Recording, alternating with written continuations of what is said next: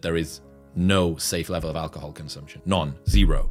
Every single drink that you take is moving you closer to death. I wish I didn't think about things as much. I wish I didn't care about things as much. I wish I didn't worry. I wish I didn't have as much anxiety. But guess what?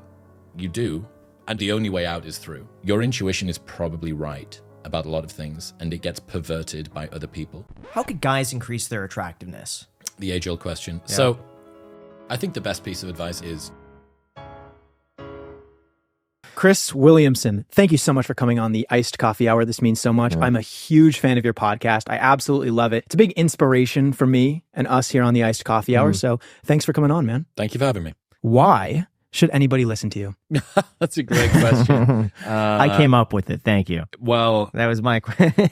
I guess I think a lot of people probably ask that question. I'm not really too sure. I'm a guy that follows his curiosity, and I started talking to people on the internet and accidentally made it into a job. I think that a lot of people, especially guys, toward the end of their 20s, realize that they're a little bit confused about what they're supposed to want in life and about what they're supposed to like.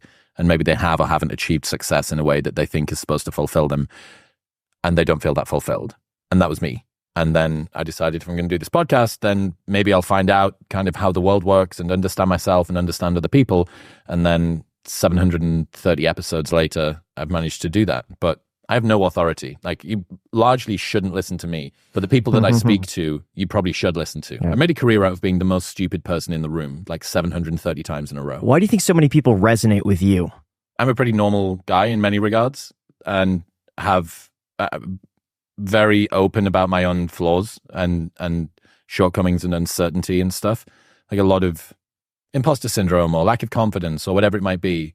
Despite having done 15 years running the biggest events company in the UK and Love Island and Take Me Out and all of these reality TV shows and stuff, maybe there's something reassuring about seeing someone go on the same personal growth journey that you are. Ali Abdaal has this great idea where he says that you don't want to teach someone who's 10 steps behind you because you can't remember the problems that they're dealing with. You want to teach somebody who's sort of 2 or 3 steps behind you. I've done this show for 7 years now, so I've just left this huge trail of breadcrumbs. So I'm like fighting with meditation. So guess what? Like, what listening to a meditation guy every other week for like 4 months. And now I'm going to learn about dating, or now I'm going to learn about evolutionary psychology, or now I'm going to learn about AI or whatever. And everyone's come along for the ride. So I guess, everyone's following in my wake. Do you think now it's harder for you to relate to the people who are just starting out? In some ways, yes, but I think the principles still remain the same. Sure. Like, you need to be consistent. You need to make it as easy as possible to do the things that you need to do, which usually means finding something that's enjoyable. You need to follow your instincts as opposed to trying to compromise them for what other people say that you should do. And that works at episode 1000 and episode 1. But through this process of personal growth, I see you now, obviously handsome man. You got everything going for you. You got a successful business. You got massive muscles. By the way, do you take creatine or no? Yeah, of course. Okay. 5 grams every day. So you said, of course, we had Hormozi on here. He said, no, he doesn't take creatine. Yeah, that's true. But he's also like a super fucking androgen receptor guy, right? Like, that's what he claims, yes. Homeboy's got like 125 testosterone levels. Very low. And looks like an animal. We want to know, because you said that in the beginning, you started out as like a somewhat insecure person. You had the only child syndrome. You didn't have friends and you got bullied and stuff like that. The whole process of obviously getting to this point right now where everyone sees you and you're like the looks maxing guy who's got all the muscles and power. Whipping on the compliments. I'm just curious, That's man. fine, honestly. Yeah. I should sack the podcast off and begin an OnlyFans. That's really where I need to start. It would do well. Yeah, get through school, being pretty unpopular. Just a lot of people out there, especially only kids, will not have the amount of socialization that they need. So they don't learn the finesse of how to play the social game particularly well. And ultimately, what you're trying to do is just relate to other kids around you during school. But you don't know how to do that. And you end up feeling disjointed in one way or another. And that was me throughout most of school. And I kind of got to university at Newcastle and finally got the opportunity. You remember every summer you'd come back from being away and think, I'm going to reinvent myself this year. I'm going to be the cool kid, or I'm going to be the sporty one, or I'm going to be the smart one, or whatever. But this is like the ultimate version, right? Because there's no one that's going with you. There was not a single person that I knew from the first 18 years of my life that was going to Newcastle, which was the place that I went to university, which gave me the ultimate opportunity to kind of reinvent myself. And I started doing club promo straight away, flyering on the street. So I sat down at a seminar, my first ever lecture, and said, I've spent all of my maintenance loan, which was like your spendy loan, during Freshers Week getting drunk. Sat next to a guy and he said, oh, well, I'm going to go and do club flyering for nightclubs. You should come with me. And 15 years later, that guy was still my business partner. If this is a problem that most people go through, specifically young men, why do you think you suffered more? Yeah, I don't know. Maybe how painful something is probably is a motivator, right? You can run towards something you want or run away from something that you fear. And I think that I'd spent sufficient time getting toward the end of my 20s and realizing I don't really understand myself. I haven't really fully connected with the work that I'm doing or the people that are around me. And this felt like a legacy. This was a trend throughout my life, right? That I'd had it as a kid. And then I'd thought, well, I'll fix it by being successful and popular publicly, and then go on reality TV and get a blue tick and run this huge events company and put 1 million people into club nights. And that didn't fix it. So I'm like, well, I've looked outside a lot and I've tried to fix it that way. I guess I might probably be a good idea to try and look inside. Now, why do you think you had this desire to understand yourself? A lot of people that I've met, and I don't want to point out any names, seem to be fine, seemingly mindlessly kind of just going through the motion. Why do you think you had all of these bigger, deeper questions that you needed to satisfy? Because the pain of not realizing them was way worse.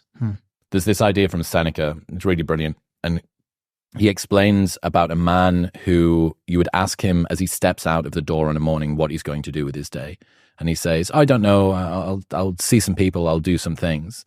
And he describes him by saying, they do not what they intended, but what they happen to come across.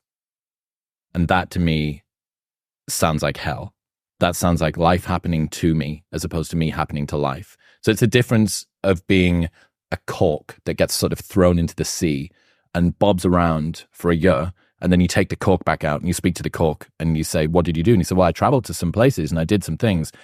That's being on a journey, but it's not the same as being in a ship, right? Being in a ship carves its path and it actually goes from place to place under its own agency. So to me, I wanted to be able to be intentional with the things that I do in my life. And I wanted to have life stop just happening to me. I wanted to happen to life. So this journey is you went to college, you started becoming a club promoter. Correct. Can we talk about how that ended up happening? Not everyone just goes to college and becomes a club promoter. So you went to a seminar to do this? It was a professional training course. Yeah. But how do you pick that? Was one of those things where you heard about it and you show up on a Thursday night? Sat next to a guy. I said I was completely broke. And he said, well, if you want to come and give out flyers, you'll have walked past nightclubs. Hey man, free shots tonight, come on in. So I started doing that. And then within the space of 6 months was an event manager. Within the space of a year, got our first franchise. It was a good time with a particular franchise. We picked up that at 19. So I started doing that. Then at 21, 22, we started our first weekly. And then we just built a portfolio of events out from there. Is there a catch? Because I walk down the Vegas Strip all the time and I see these guys. They're coming up to me. There's not a catch, Graham. There's not a catch. Coming to the club, man. Coming to the club. Like, why? Why me? It's I hate to say it, but if I'm walking down the street, you must look like an easy target. Yeah, but I'm thinking if they want that guy looks like a degenerate, let's bring him in here. Me to go to the club, it probably is not a club worth going to. Well, they're not discriminating. Sale's a sale, a click's a click.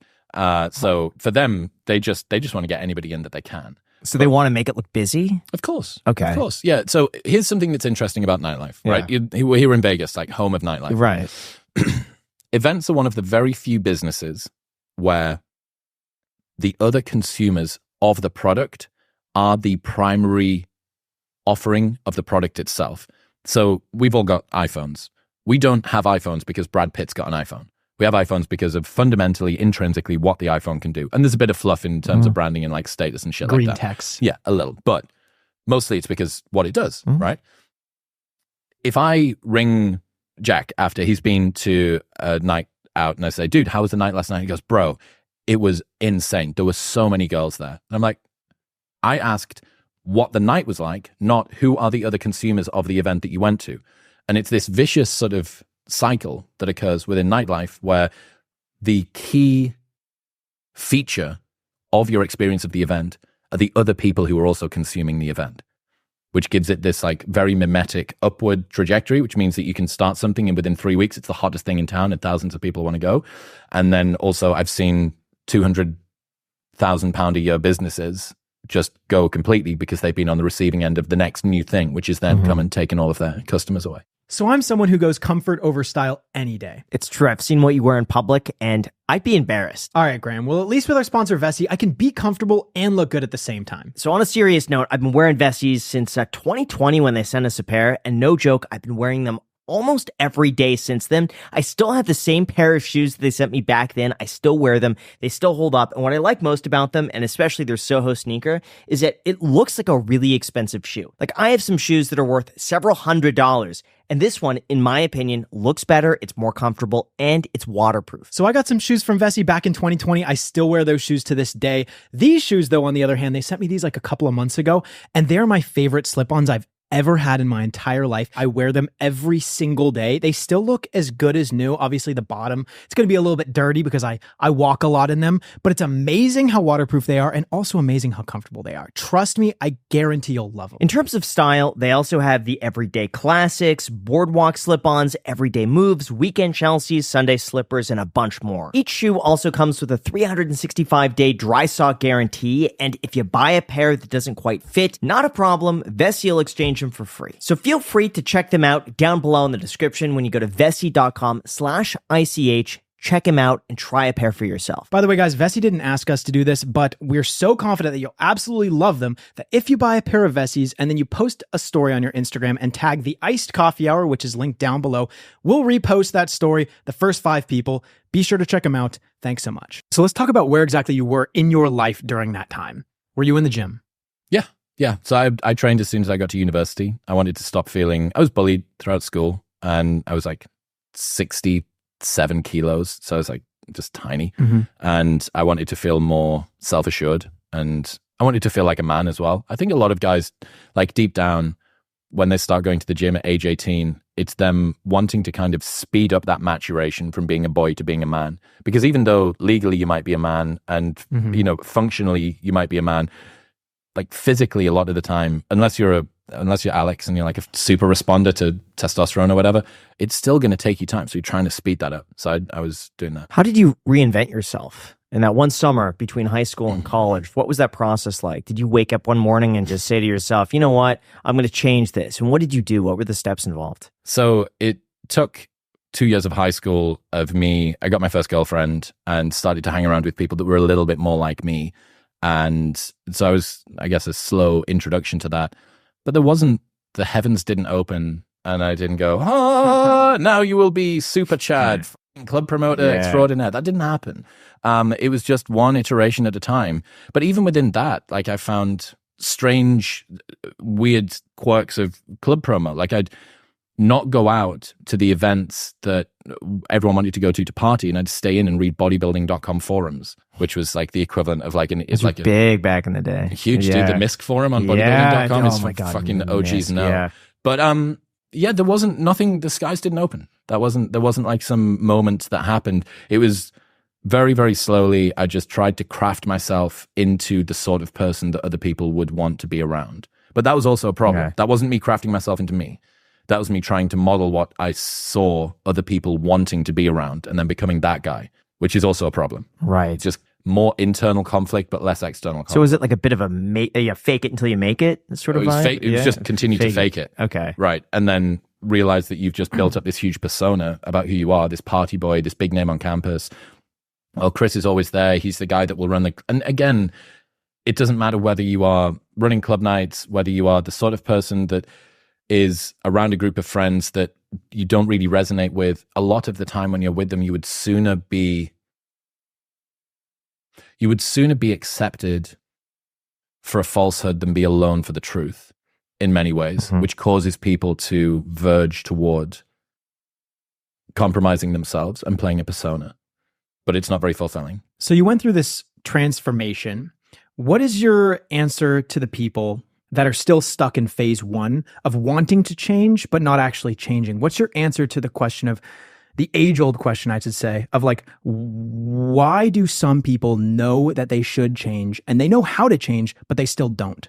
If they're watching this, then they know that they should change. Like if you've got 2 hours to watch us 3 waffle on about like psychology and life and things like that, you already know, right? I think it fundamentally comes down to people wanting to take action. There are people out there who are just blissfully able to coast through life. And it's fantastic. There was the first time I ever went to go and see Peterson talk live, he got asked this question, and this person said, "The depth of my consciousness causes me to suffer.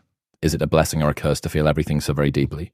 And I was like, fucking give that person a podcast. Like, whoever asked that question. It's a phenomenal question, right? Which is kind of tangential to what we're talking about here as well, right? Like, I know this thing, but I don't do this thing. Is the pain of insight worth the discomfort of being able to, so on and so forth? And Peterson thought for a moment, and he said, "The only way out is through.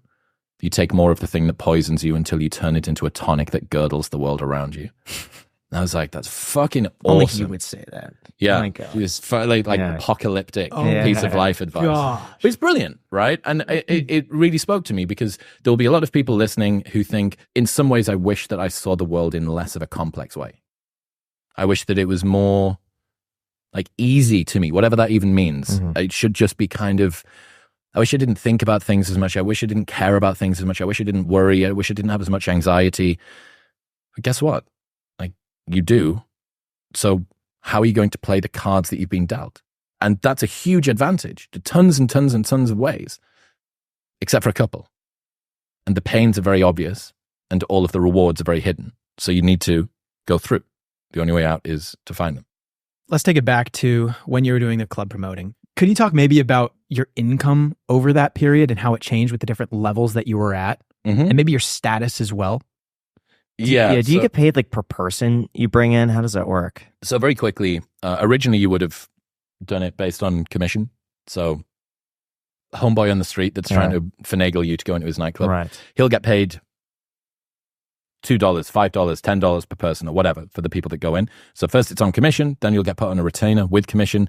For us, God, I think my original manager's fee retainer was £25 a week, and I was working like a dog, like going around halls, knocking on doors, but it was status as well. And there was this promise of promotion too. And also you're 18 and you've got no money. So $25 or £25 is going to go like not nowhere.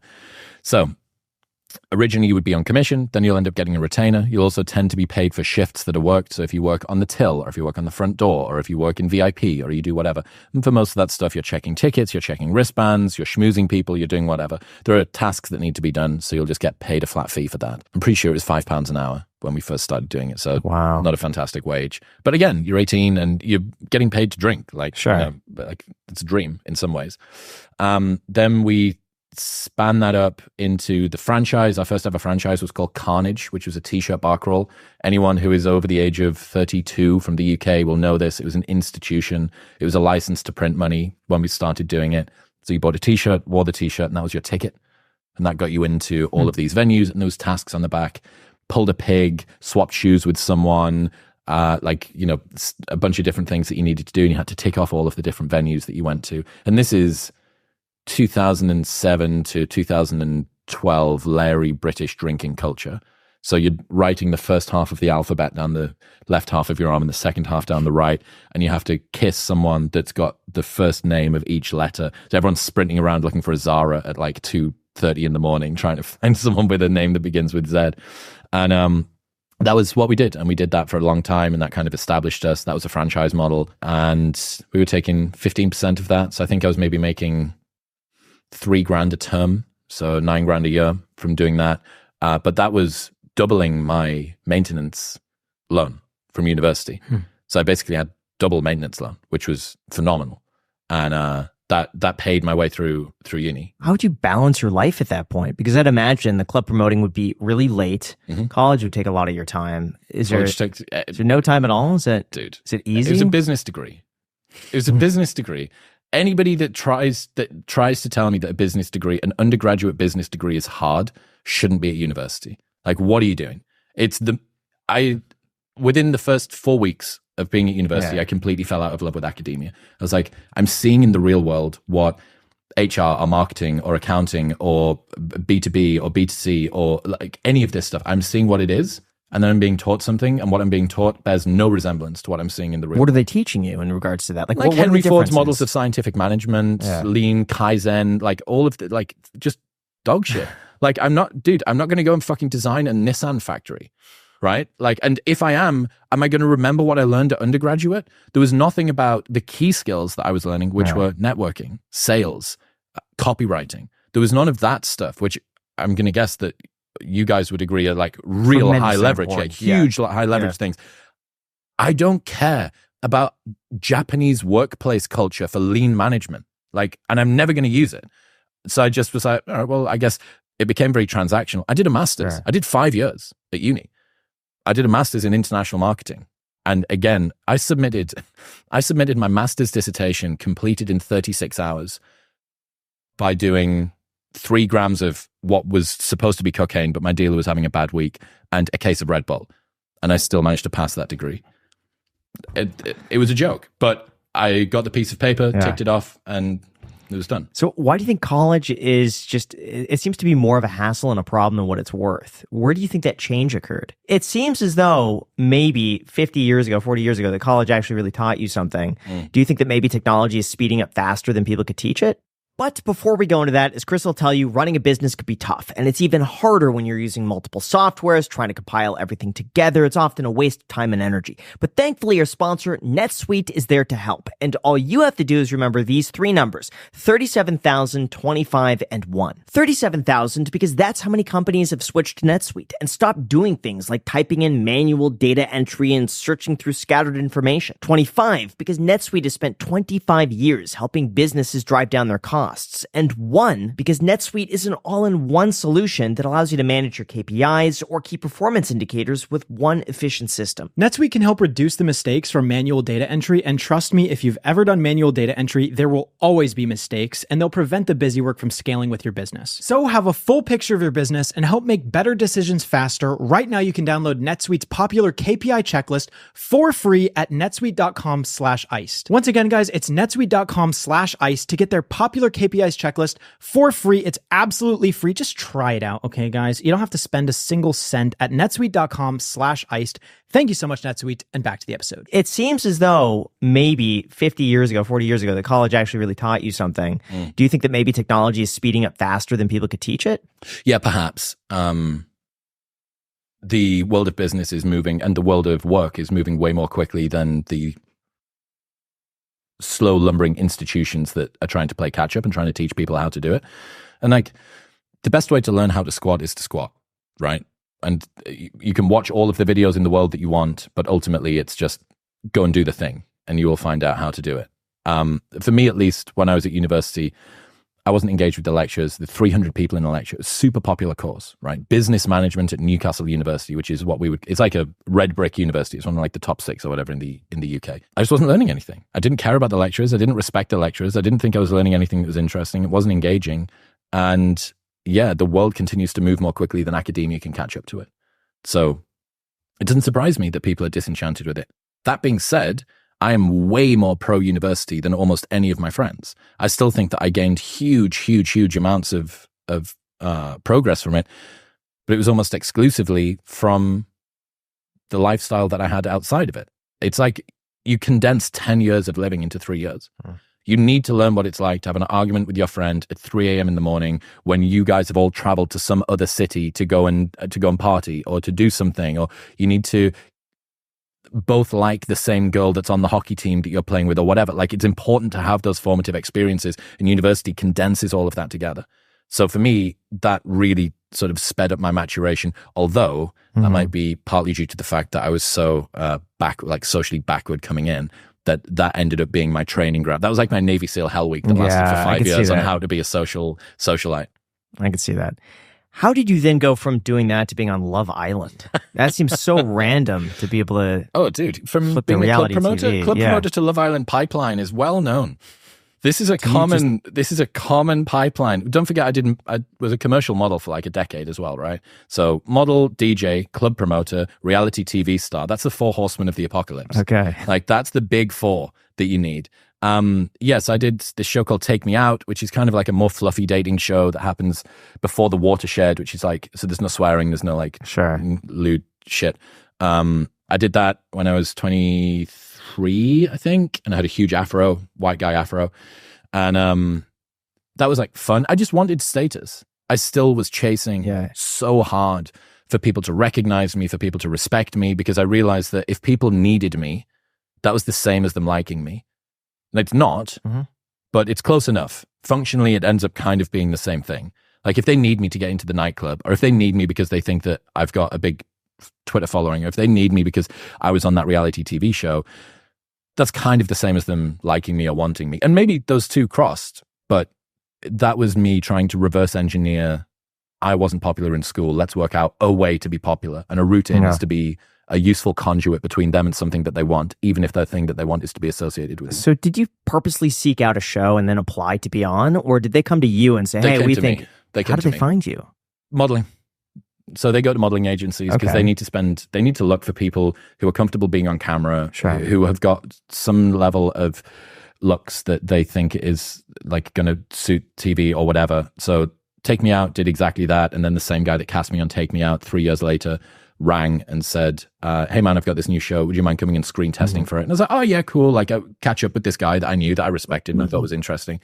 And go to a hotel in Newcastle, sit down in front of him. He's feeding me answers behind the camera of what he knows that the producers and the execs will want to hear. So it's evident that he wanted to put me on. Literally before I knew it, I was in an open top Jeep driving toward a villa in the middle of Mallorca. They'd taken my phone off me. Gosh. I've been on media lockdown for an entire week with supervision from a chaperone. And then, I was away for a full month. No contact to friends, family, no distractions, no books, no TV, no internet, no nothing. And you're like just... How much of reality TV is real? Almost all of it, in my experience. I can't speak for all shows. And here's the litmus test. The reason that reality TV, for the most part, is real is because all of the people that are on there are way too stupid to be able to act the things that you think that they're acting.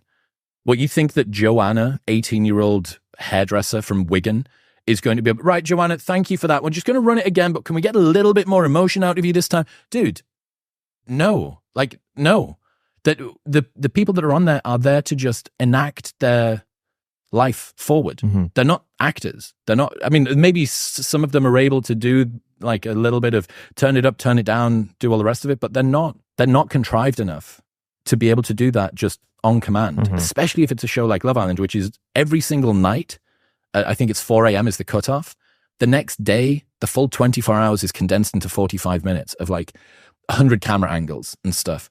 So they would be able to every single day like create some narrative and play some role. Like, no way. Sure. So for me, there's something called a villa producer, which will come in, and this will be the same on The Bachelor, and it'll be the same on whatever.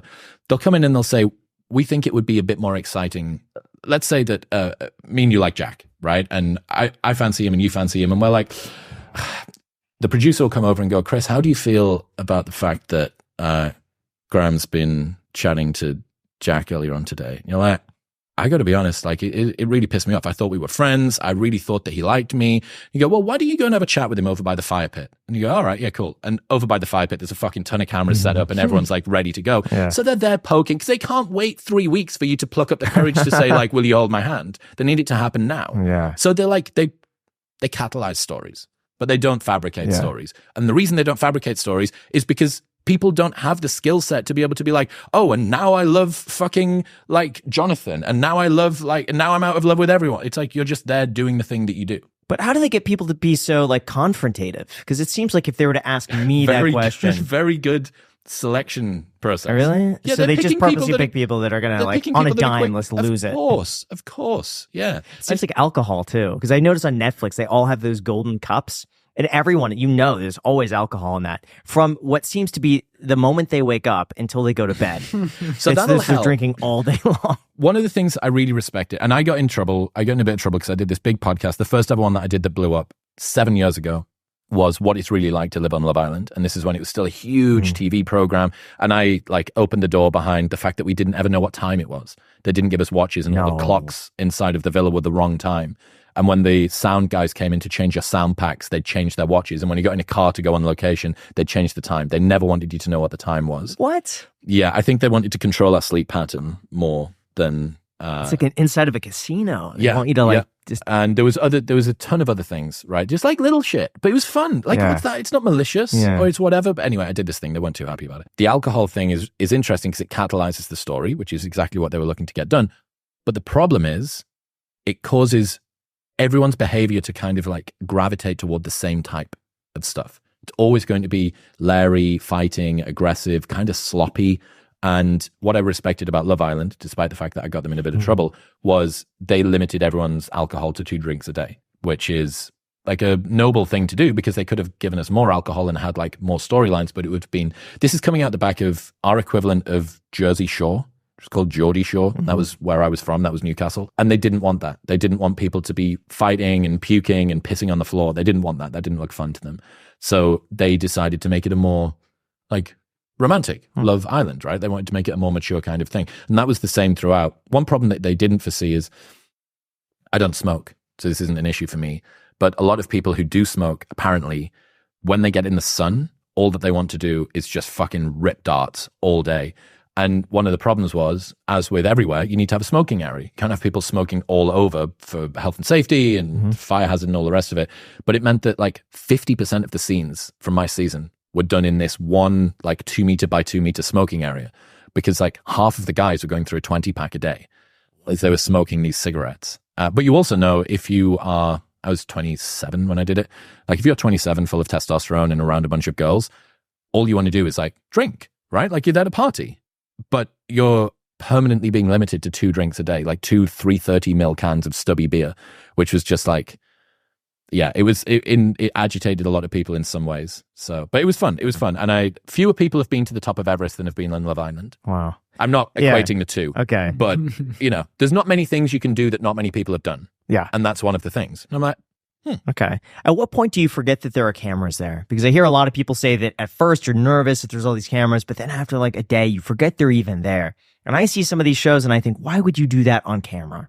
But you know what? Before we go into that really quick, I think podcasting over the next few years is only going to get bigger. I mean, when we started, very few people were doing it. A lot more people are hopping on the bandwagon. But if you want to get started doing something similar to us, you don't need to spend all the tens of thousands of dollars of equipment that we have. You could get started today with our sponsor, StreamYard. StreamYard is a live streaming and content creation software that allows you to create high quality content with just the click of a button. All you need is a camera and an internet connection, and you can stream right from your browser. And one of my favorite things about StreamYard is they have a multi-stream feature that allows you to stream onto YouTube, Instagram, Facebook, LinkedIn, and all of these different platforms at the same time. They also have a whole bunch of analytics tools that tell you exactly how many people are watching, how long they're watching for, when they're dropping off, and all of these things are very helpful to keep in mind. So if you want to start creating content just like the Iced Coffee Hour and you want to get started right now and for free, check out StreamYard with the link down below in the description. Once again, it's completely free. We have been using them now for years. We highly recommend them. The link is down below in the description. Enjoy, let us know what you think, and now let's get back to the episode. At what point do you forget that there are cameras there? Because I hear a lot of people say that at first you're nervous that there's all these cameras, but then after like a day, you forget they're even there. And I see some of these shows and I think, why would you do that on camera? well, the whole point of reality TV is to make things feel naturalistic, right? It's to, so let's say that this was, we were here and the pool's over there. They'll have like one of these light bulbs will actually be a camera, and there'll be a little CCTV sort of swivel thing like a security camera you'd have. And there'll be a couple of big booms, but the guy will be on one of those bazooka things, you know, like you get at sports matches, where the guy like sits in it. It's like a fucking 50 cal machine gun. There'll be that, and that'll be my shot, and then there'll be another one here, and there'll be some other stuff, and there'll be one inside of a bush. The whole point is to make it feel naturalistic, and people do forget. And after a while, to be honest, you kind of just get Stockholm syndrome. You're like, well, this is life now. I don't remember what life was like without this, so I guess I'm just going to crack on. Was it weird for you finishing the show and going back to real life and seeing a clock and just looking around and like, no one's recording me? The first couple of days was strange. Yeah. I think I was there. I'd had 1 week of media lockdown where I'd had that chaperone. I read Paulo Coelho's The Alchemist, which this is a niche piece of advice. But if you're about to go on a reality TV show, do not read Paulo Coelho's The Alchemist before you go on, because you just end up in this like psychedelic fugue state. And because it's all about this guy and he's traveling through the fields of Spain, and I was in Spain and he's on his own and he's going on this journey of self-discovery. So I was just thinking to myself the entire time that I was there, like, it's just like me, like I'm doing this there, like that was me. It was strange coming out. Thankfully, and I say this with all honesty, I gained 5,000 followers being on that show. So it was nothing, right? It was like a a fully paid broadcasted dress rehearsal to what the rest of the seasons were going to be like. Season 2 was 10 times bigger. Season 3 was 10 times bigger than that. Season 4 was 10 times bigger than that. Now it's kind of plateaued out. But it meant that I was very quickly able to go back to my life. Helped the club business a bit. Like, people came down to see me. You often get bookings of reality TV stars at nightclubs, and we basically had one every night of the week for free, which was me, which is great. But I was very quickly able to go back to my normal life, which I appreciate, because we lost a deal for the podcast with a large airline that was going to host our episodes so that people could watch them. And in the final meeting, the final pitch meeting, one of the main execs came in and Googled my name. And one of the things that will come up if you go sufficiently far down, or it might be a suggested thing on Google, will be Love Island. And he put that in and immediately said, why would I want to put the podcast of somebody that's been on Love Island on as like a philosophical, psychological insight? And that killed the deal.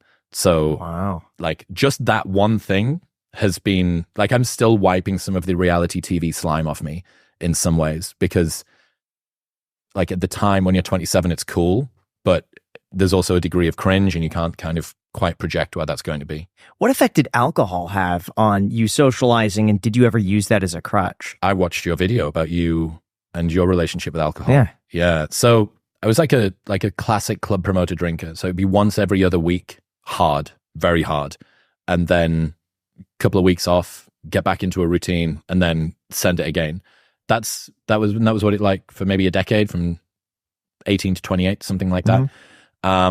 So I never had a dependency. I never used it as a crutch for anything, but I realized that I was basically resetting my progress each week. So yeah, when I was 28, I decided to do 6 months sober. And now everyone's doing elective sobriety, or what's called low and no. But then it was, especially as a club promoter, like as the guy, right? The guy that stands on the front door of all of the nightclubs, it would be like me saying, oh, I don't believe in nootropics, and having a fucking nootropic drink. That was kind of I think a shocking thing, like quite a surprising thing to do. But I fell in love with the progress I was able to make when I had focus in my life. Honestly, for a lot of the guys out there, and maybe the girls too, if you're struggling to make progress, especially in your 20s, and you keep on thinking, I keep on making these promises to myself about starting a meditation routine, or journaling, or improving my mindset, or getting better sleep, or going to the gym, or doing whatever, it's like, you need to go sober. Because even if you're drinking once every 3 weeks, it's not just that. It's that day, then it's the day after. Day after is a wipeout, right? Even if it's like an only moderately heavy night, day after is a complete write-off. But then you've already killed the streak that you were on. So you now need to like restart the engine of your momentum to go, okay, well, yeah, I'll do my meditation. Sam Harris, I'll do the waking up. I'll do that like on Monday. You're like, okay, so there's like 2 or 3 days. And you're like, well, the gym, I'm still feeling a little bit like, I'm a bit hungover, I'm a bit whatever. So alcohol is a big part of my upbringing. And I think anyone that says a night out can't be improved with alcohol hasn't had a sufficiently good night out. Like, I'm still like a club promoter through and through, but also as a tool for productivity and self-improvement, going sober is like literally unrivaled. Like that and sleeping with your phone outside of your bedroom are the two highest ROI things that you can do. I'm terrible about the phone. I sleep with it under my pillow so that way I could hear the vibrations. Of what? Of the alarm in the morning. Just, dude, radio alarm clock, sunrise alarm clock. There's like a million. I like the vibration alarm clock. Because sometimes Mason will sleep next to me and I wake up early and I like that little. All right, so we'll do a vibration on your wrist. 8 sleep can wake you up by heat. Like, there's a million solutions that aren't having your phone in your bedroom. Dude, honestly, I know. If there's one thing that I can do with our new burgeoning fucking friendship, it's get that thing out of your bedroom. I know. It's check that, and then it's go through emails, and then it's checking what the stock market is doing. Now, I don't check Slack. It's always that stock market, CNBC, Reddit, then texts. And loop then back around. Sometimes. No, but then usually I'm awake. At that point, then I could like get up out of bed, and then I feel. But here's the thing: I feel accomplished because I'm like, I went through all of my emails, I checked the market, I see what's going on, for work, come up with some ideas on CNBC for video topics. So like, I'm planned out. So that's how I kind of justify it. But I would be interested to see what would happen if you could do like a 30-day sabbatical and go, okay, I'm going to get up and go for a walk. Yep. First thing, you've got sunrise is pretty early here. It's nice and bright, which is phenomenal. Nice 10-minute, 15-minute walk, come back, then do it. Like, just see what change you have there. But the thing is, I'm open to that. The main reason that I don't like it is because of what it does on the night before. That if you can't sleep, you always know that you can roll over and YouTube's there or Reddit's there or whatever's there, and you go, fuck. And then it's 3 a.m. and you hate yourself and you've ruined tomorrow before tomorrow's even begun. Yeah. I have an easy time going to sleep. The one thing that's honestly really helped me is a dog in the bed. It sounds so weird. Dude. But like, Bailey goes to sleep consistently at the same time every night. And the fact that she's going to sleep makes me go to sleep. It's oddly calming because it's like 11:30, she's asleep. And I don't want to be like up there on my phone. Thinking about. Yeah. Well, on top of that, there's some pretty good evidence that suggests the sound of a fire or the sound of a snoring dog improves sleep depth for humans. Really? Yep. Yeah. So think ancestrally, right? Yeah. If you are sleeping in any environment, whether it be one that you are familiar with or one that you're not familiar with, fire will scare off predators and keep you warm. Dog will also be early warning system. So those are cues that you, human, does not need to be as vigilant during your sleep. So during sleep, there's these things called micro awakenings, right? And you can judge the number of micro awakenings as a proxy for vigilance. It's like, this is one of the problems with comedians and people that go on the road, or me. Like right now, me and my team are on the road. We filmed in Vegas yesterday. We're going to LA tomorrow. You can have the most dialed bedtime routine with the blackout blinds, and you've got the face mask and the nose strip and everything else. But you're not in a place that you know well. And that alienation causes you to be more vigilant, which means that you will do more micro awakenings. You were tracking some herd of whatever the fuck 50,000 years ago, and you sleep in an unfamiliar cave. You don't know what's around. You don't know if this predator's around or another tribe. So it's in your interests to not go into his deep sleep. This is the same thing that happens when you're away from your normal bed. So you can optimize your sleep environment as much as possible, but you can't really work around that problem unless you bring a dog with you and set something on fire. So I'm curious. I listen to like sleep sounds in addition to the dog, and the sleep sounds are like, a nighttime forest. Sometimes headphones. It's like, no, just one of those little speakers. Okay. Right. So it sounds like a forest, and you hear sometimes like rain and stuff like that. Would you say it's better to listen to a campfire instead?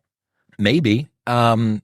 For me personally, silence, like really, really good quality sleep earplugs, which are only like $20 on Amazon, the ones that I use. That is just a complete game changer, like absolute silence and nothing. I could never do that because I'm paranoid, and I've always been paranoid that someone's going to break in at night. Dude, you're in a gated community. Doesn't matter. There's a scary man at the front. Doesn't matter. Doesn't matter. So I like to be able to hear the alarm go off in my sleep. He's a very high anxiety person, just for the record. So only the paranoid survive, man. So it's but we also have cameras also that give me a notification if someone steps foot on the property within like 20 And you've feet. got a dog. Yeah. So, but if someone steps foot, then I get the notification on my phone first, and then if anything opens, I get a beeping or an alarm, and I want to be able to hear that. So if I'm like totally tuned out, I never want to be in a position where it's like I open my eyes and there's someone there. One of my old business partners, Dave, who was the guy that was one above us, so he lived in a place in Leeds, which is working class town similar to Newcastle. He had a brand new Audi Q7 outside, and it's maybe like an £80,000 car, 100 grand car, USD. Some guys managed to break into his house. His bedroom was on what we would call the first floor, not the ground floor. And then his brother's bedroom was on the top floor. So these guys had spotted the car, seen that they had it, went into his house, had a look around in the kitchen, couldn't see it in there, went upstairs into his bedroom where he was asleep, took the car keys from the bedside table beside where he was sleeping, but didn't go, oh, we've got a 100 grand Q7, we can leave. Then went upstairs to the next floor to open his brother's bedroom door, take the laptop out of there, close the door, go down, put the laptop in the car and drive off. That would be, well, actually, that's not your worst nightmare because you wouldn't have woken up and no one would have been there. You'd have just woken up and not had a car or a laptop. Yeah. I don't care about stuff like that because everything is insured. But for me, it's more so like physical safety. It's always like, that's paramount. If they take anything, I don't care. I'm sure that we can come up with a solution that doesn't involve that guy being under the pillow. I can take this out of the room. We'll thrash it out. Okay. I have a question because for my sleep, I've always struggled with sleep my entire life. It takes me like an hour and a half, sometimes 2 hours, sometimes like 4 or 5 hours just lying in bed because my brain is just moving so quickly to be able to calm myself down enough to actually fall asleep. Sometimes when I notice, like, because obviously I don't want to look at my phone and see what time it is and how long I've been awake, because then that makes me anxious that I'm losing sleep. So sometimes after I know some absurd amount of time has passed, 4 or 5 hours, whatever, I'll just be like, you know what, screw it. I need to go on my phone. So I go on my phone, I open up Twitter, I do something that's mind numbing, something that like decreases my level of stress, or just like the deep thoughts that I'm having about my career, my purpose, why I exist, how I'm supposed to do sponsor reads, all of these things. I'm trying to tune that out for something that is so superficial and just like surface level. And that actually, I've noticed, decreases my heart rate and dumbifies my brain. Have you tried reading fiction instead? I've read fiction before. On an evening time? I used to actually read fiction, but I selected fiction books that are, like, I was reading Dostoevsky, and that's not like, that's one of those books where like, Crime and Punishment, where you just think and you're like, oh, if I do kill someone, I suffer a lot from that, rather, and then you get all these like philosophical things going on in your brain. You need to be more, you need to go for like a midwit approach here and be more basic, like the basic bitch approach of like, I don't know, like a nice The Midnight Library by Matt Haig or something. It's like chicken soup for the soul. I don't know. Okay. I also struggle to get to sleep, which is why it's something that I've paid a good bit of attention to. Best stuff that I've realized for the people who are interested, the 3-2-1 method. So 3 hours before you go to bed, stop eating. 2 hours before you go to bed, stop drinking. 1 hour before you go to bed, no more digital lights. It seems like e-readers don't have the same effect on melatonin production, especially the new Kindles. You can turn it very warm. So they don't have the same issue that you would get from using a phone or using Netflix. Do you say drinking water? 2 hours before, no more water. I've never heard about that. Yeah, well, I mean, do you go up to get up to the bathroom in the middle of the night? Sometimes. I try to go right before I go to bed and then just like pray that I don't have to wake up. Trying to cut your fluid consumption will help. And then there's all the basic stuff about sleep hygiene, going to bed at the same time. But ultimately, like, what you guys do are like high performance problem solvers that see issues before they happen. Like, so ultimately there's always this degree of like paranoia that's happening. And that is a massive competitive advantage, huge competitive advantage, as is portrayed by the like wall of plaques. What are your thoughts on melatonin or products that are designed to help you sleep? Derek from More Plates, More Dates and me had a discussion about this a little while ago. One of his products from Gorilla has melatonin in. I said I thought that was bad to take consistently. He said that all of the studies from mice or rats are completely overblown. I use it still sparingly. I do find that if I've used it consistently for more than a few days in a row to a week, that my sleep latency, time to bed to time to sleep, that starts to increase. So I go careful with that. But Momentous have got a phenomenal sleep product. That's Huberman Supplement Company. They have a thing called a sleep pack. It's like tear the strip off the top, and it's got magnesium L-threonate, apigenin, and L-theanine.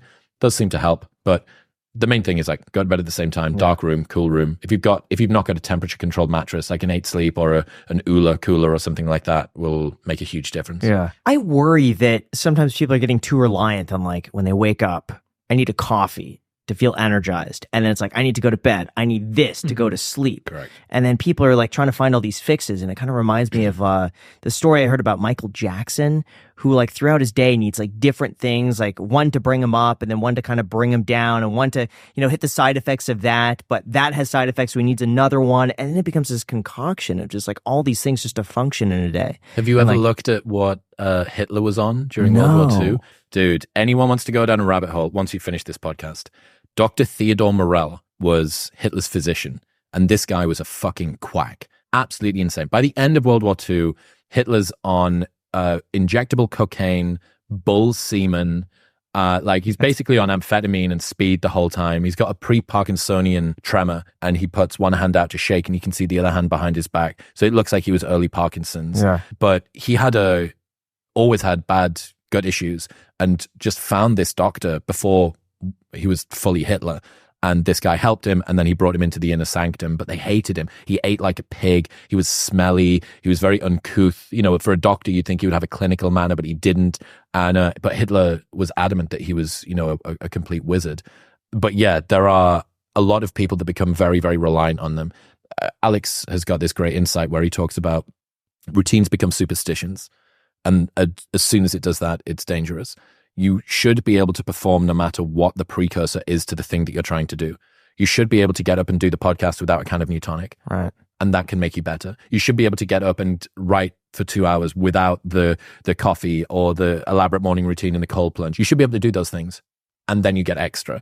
But a lot of people turn routines into superstitions, and I can't do this without.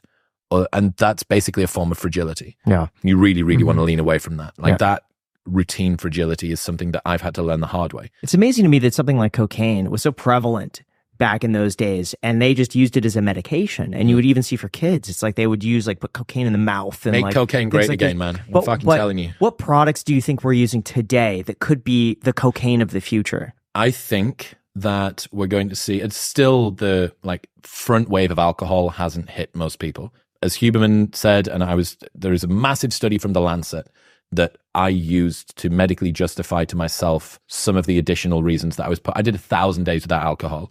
And if you can do 1,000 days whilst being a club promoter without alcohol, it can't just be like, I want to improve my meditation streak. It needs to be a little bit deeper than that.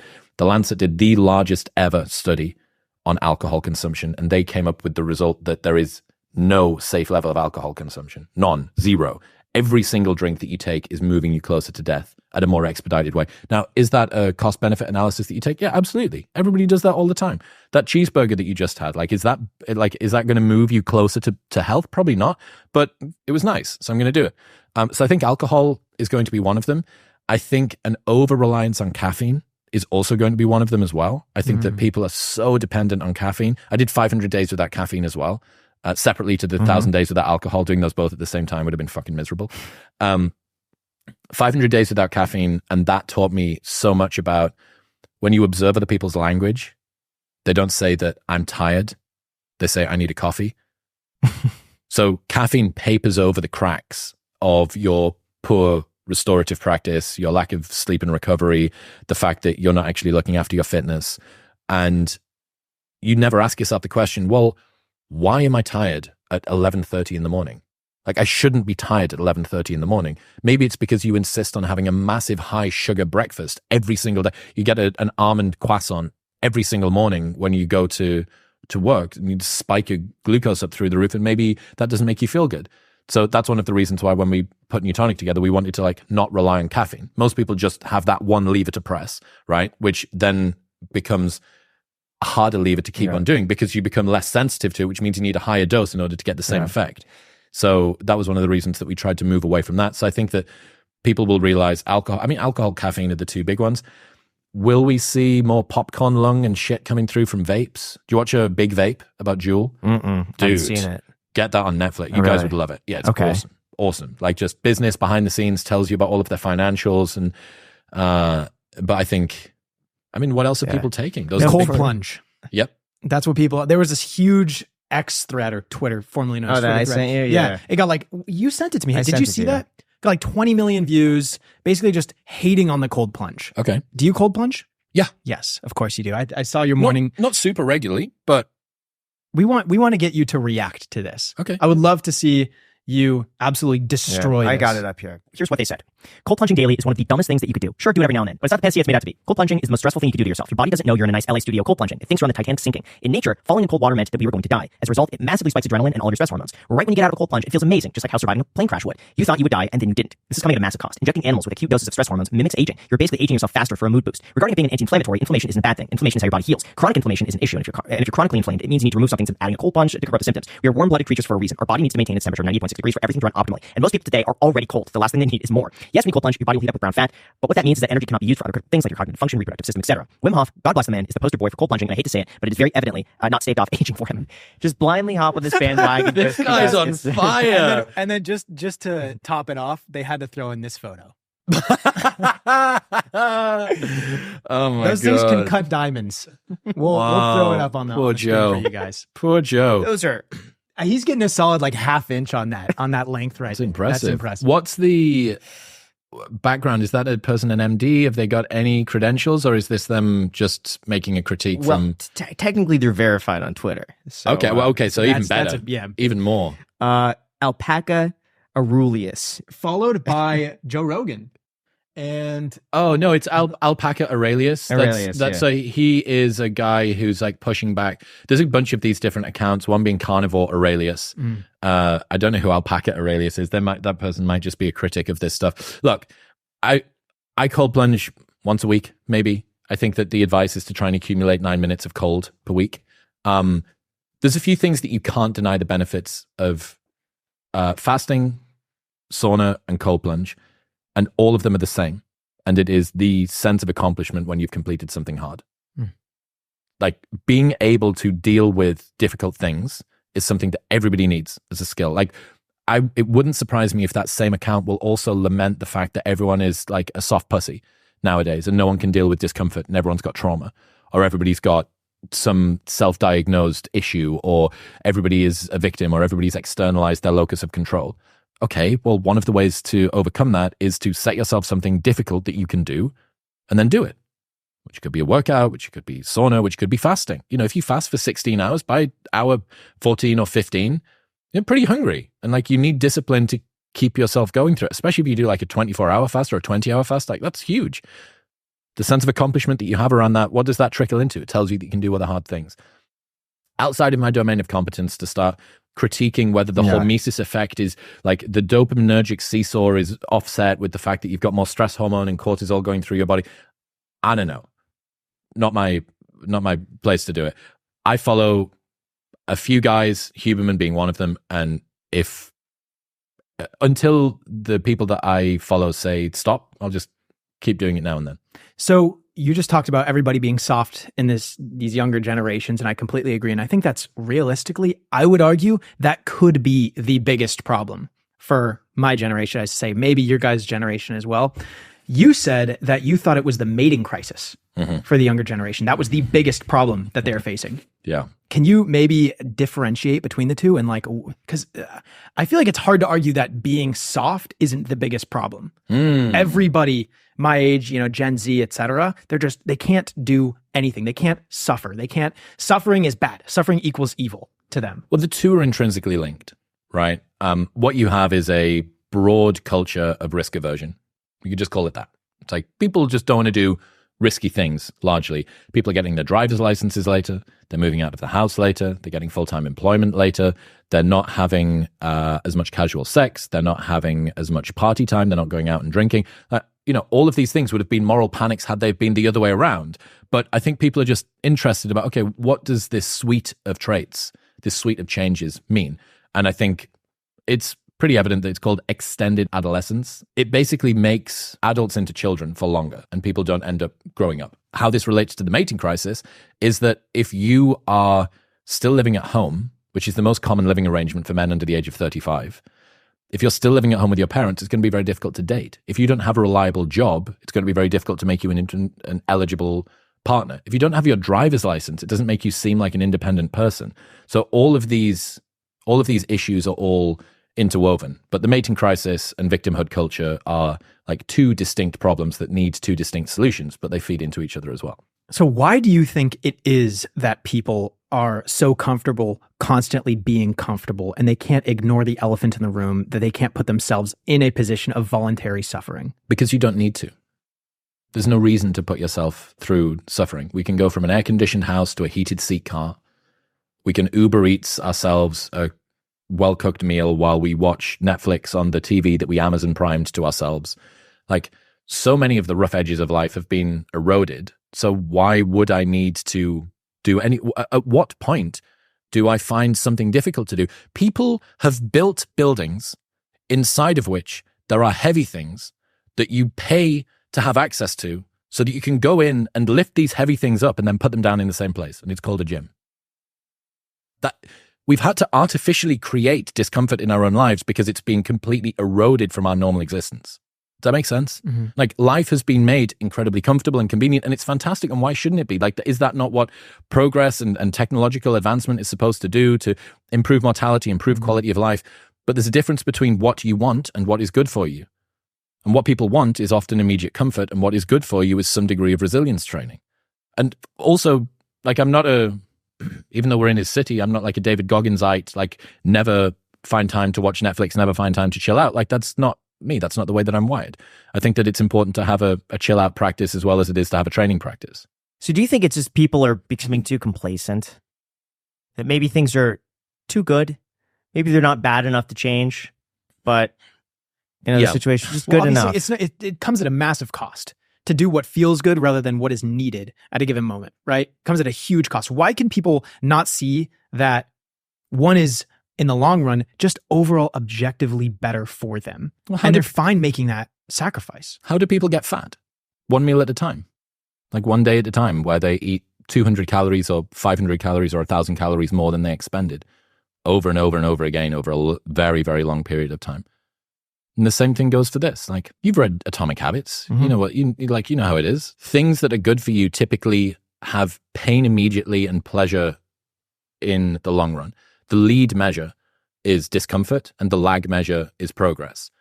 Why would you not optimize for the other one? You never actually see the lagging progress until it catches up with you and you've got 30 pounds overweight and you can't fit into the old set of jeans that you used to have, right? Everybody is going to optimize for what's exactly in front of them, which is usually comfort. And it's not going to be discomfort. So I think that, is it a byproduct of what I've called like the male sedation hypothesis, which I think works for women as well? Screens, social media, and porn sedating people out of what would have typically motivated them to go out and do things. Yeah, I think that contributes an awful lot because people can get titrated doses of community through social media, entertainment through screens, and sex through porn, so that they're not motivated sufficiently to go out and do what would have had to have happened 100 years ago, which is like, entertain yourself or find friends yourself or have sex yourself. So you always speak about casual sex, or I shouldn't say you always, but it seems as though I just can't stop talking about it. Can't stop talking about it. You walked in here, you're like, yo, man, casual sex. It seems like you're speaking about it in a positive light. That is something that's needed in some capacity. Because the way that most people, I feel like, see it as like, you know what, it's me getting that instant gratification. It feels awesome, although it's probably not a smart thing. There are STDs. There's a the risk of pregnancy. There's also just, knowing that my eventual soulmate is going to know that I've been in bed with 100 people. You know what I mean? Like, there are certain sacrifices that you make with casual sex, but you always speak about it like casual sex is an all-time low. Casual sex isn't an all-time low. That the solution to that isn't have more casual sex. It's low, so we got to make it high. Yeah. Fucking make casual sex great again. So no, I'm not. I'm bringing up, and I do bring this up quite a bit, that 50% of men say that they're not looking for short-term or long-term relationships. Right, like between the ages of 18 and 30. We have all been through a good chunk of that period, and you know what reality distortion field the male sex drive is like during that period. I think it's an interesting comment on, oh my God, guys aren't looking for long-term or casual relationships during the period in which your sex drive is maybe at its highest. Wow, like, isn't that an interesting cultural comment? The solution isn't like just, turn it into a Playboy Mansion free-for-all and like people just fucking on the streets. Like, that's not what I'm proposing. But I do think that if you were to look at the problem of victimhood and the problem of the mating crisis, i.e. people not getting together and not being bothered about doing it, maybe victimhood is upstream from the mating crisis, but I think the mating crisis is going to kill people more quickly. Dr. Robert Waldinger, the guy in charge of the longest ever longitudinal study on what makes people happy, the single biggest predictor of what keeps you living the longest are the number of relationships that you've got.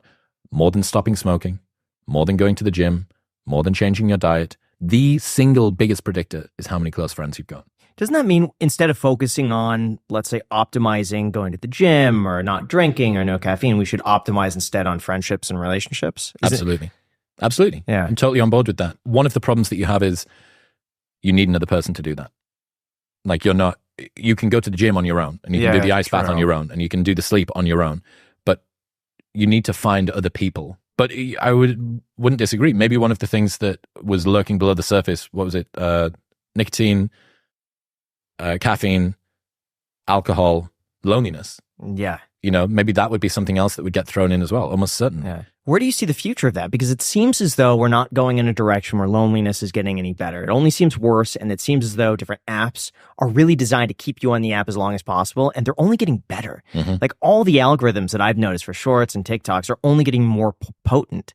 And so it seems as though at the current rate that we're going, they're only going to continue to get better and better and better, to the point where you're going to go on TikTok and it's going to be so perfectly curated that you can't possibly get off of it, because the cliffhanger after every single one is going to be so great. I don't disagree. It's scary, man. If you think that the algorithms are compelling now, at least they're restricted by most of the content having to be made by a real person somewhere.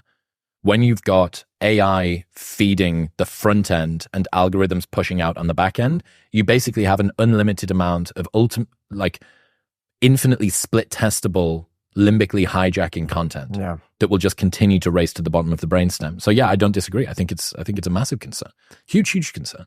How much time do you spend researching and remembering quotes and studies?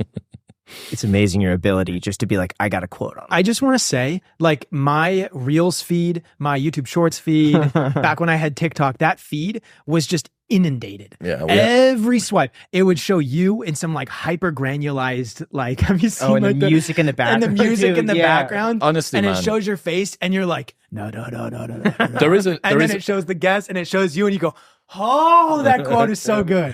There's a fucking army of Vietnamese repurposers somewhere that we just recorded with Hormozi yesterday. So that one's going to go out soon. And we made a joke at dinner last night, like the Vietnamese repurposers are going to be like winding up their... Oh, they're going to be so stoked. Getting ready for it. Yeah. I don't know. I think remembering concepts and remembering philosophies is hard. And one of the easy ways to do it is to have mantras or little waymarkers in the ground.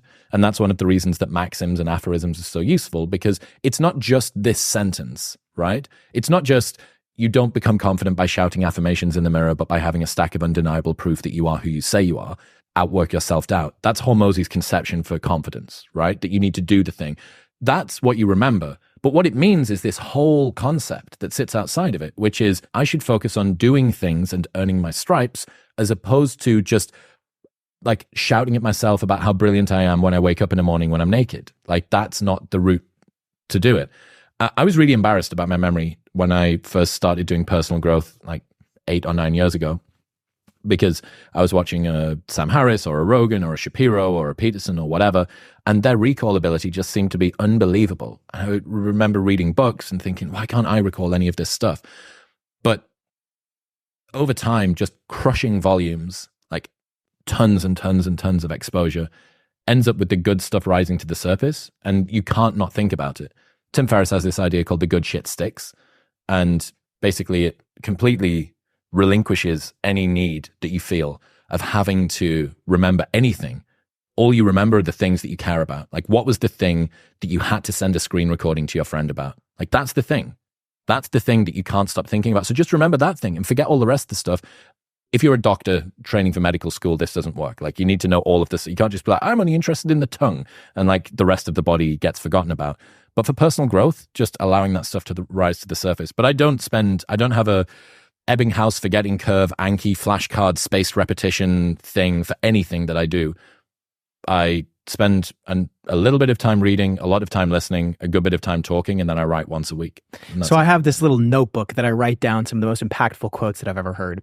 And one of them I heard from you, and I think I researched and found where it came from, and it was like a Stanford college professor or something like that. And I'm going to totally butcher this, but I want to hear you say it. Okay. It's the have like firm convictions loosely held rather than loose convictions firmly held or something like that. What is that quote? Strong beliefs loosely held, not loose beliefs strongly held. Yeah. I think that's one of the most beautiful things. And I think every single person right now listening to this should 100% practice that. I think that is one of the biggest faults currently, at least that's facing society. Yeah, well, a lot of people will die on a hill for an idea that they don't understand. Mm-hmm. But how do they know they don't understand it? It's how do you become self-aware? They don't. But I feel like there's got to be like a point where you could say, I believe in this, but I'm self-aware enough to know that I don't know enough about it.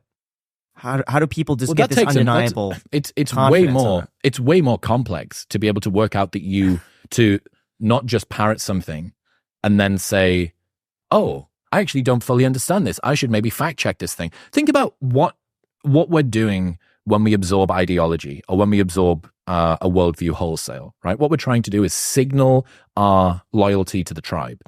Trying to say, so an ideological belief is as much a show of fealty to your own side and a threat display to the other as it is anything else.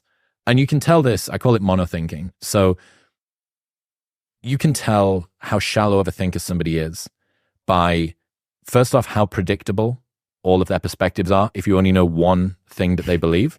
And secondly, how many different incidents they explain with the same phenomenon. So if I know your perspective on gun control, and from that I can accurately predict your perspective on abortion and immigration and the Second Amendment and the First Amendment and everything else, global politics, you're not a serious thinker, because all you've done is put this onesie on that is, oh, that's exactly my worldview. Yeah, they'll correlate together. People will tend to lean left or lean right, and a good amount of that's genetically predisposed. And the other thing is, if everything is because of climate change, or everything is because of capitalism, or everything is because of Donald Trump, you're also not a serious thinker, because the demand for answers outstrips your supply for them. So you just retrofit the one answer that you have for one thing across absolutely everything else. But for someone to ask themselves the question, okay, so why do I believe that? Like, why do I think that thing? Well, you don't need to do that. You've already done the show of fealty. You've got acceptance from your own side. And this is why it's so rare to find people that sort of move back and forth left to right. Most people pay an unbelievably high price by doing that. Because if you're all the way to the right, at least you guarantee agreement from one side, or all the way to the left, you guarantee agreement from one side. If you're in the middle, you guarantee disagreement from almost all of both. But ultimately, it's a much harder path. So of the quotes, I'm so sorry. I'm so sorry. Keep them coming. When I ask for the one that made for you the number one biggest impact, I'm so sorry. That's Had all to right. ask it. Which quote made the biggest impact on you? From back in the day, there's a book by Robert Wright called Why Buddhism is True.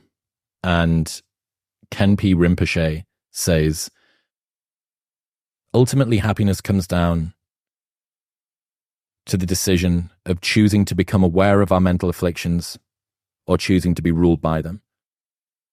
And that, to me, explained why I was so compelled to work out why I am the way I am. That if happiness is choosing to become aware of your mental afflictions or choosing to be ruled by them, the only way out is through that all day long, right? Like, I'll take more of the thing that poisons me until I turn it into a tonic that girdles the world around me. And that's like the common thread in a lot of the different quotes and insights that I have, which is your intuition is probably right about a lot of things, and it gets perverted by other people. There's this great idea called the Abilene paradox. So the Abilene paradox explains how people in a group can have their truth perverted, even though on their own they believe something accurately. So for instance, let's say that you're getting married and you think that I want to be invited to the wedding despite not wanting me there. So you invite me. I accept your invitation to the wedding despite not wanting to go because I think that you want me to attend. Neither of us wanted either of us to be at the wedding together, but both of us end up at the same wedding together because we both thought that that was something that we wanted to do. Same thing goes for North Korea, right? Like, everybody supports the regime, and yet if you were to ask them on their own individually, completely isolated, they all probably have a lot of criticisms, but they're all too scared that somebody else who they don't know also has criticisms is going to call them out about it. And this is how people's intuitions become swayed to one side or another. But dude, like the mantra thing and like the quotes that I love change all the time. Like one of Hormozi's, like, this is what hard feels like. Like, I think about that all the time. This is what hard feels like. Did you think the thing that you wanted to try and achieve was going to be easy? No. Okay. So what's the entry price of trying to achieve this thing? Well, it's hard. Okay. This is what hard feels like. This isn't a bug in the system. This is a fucking feature. Like, you are here to be challenged by things. This is what hard feels like. A couple of Petersons where he talks about be precise in your speech, he says as he misspeaks it. Be precise in your speech is one of the most important things that I've tried to do. That and pay attention to, I don't know whether they made it into the books, but the original 12 Rules for Life was built out of 40 rules that he wrote in a Quora post. And It was like 120. I think it's only 44. We're going to fact check this. Send it. But anyway, I had 40. I had 40 on my wall. And the two that always stood out to me were be precise in your speech and pay attention, because they seem to be the highest ROI things that I have relied on. Alain de Botton had one that really spoke to me sort of earlier on in my journey. Loneliness is a kind of tax you have to pay to atone for a certain complexity of mind. That basically the more deep of a thinker you are, the fewer people will be like you. ...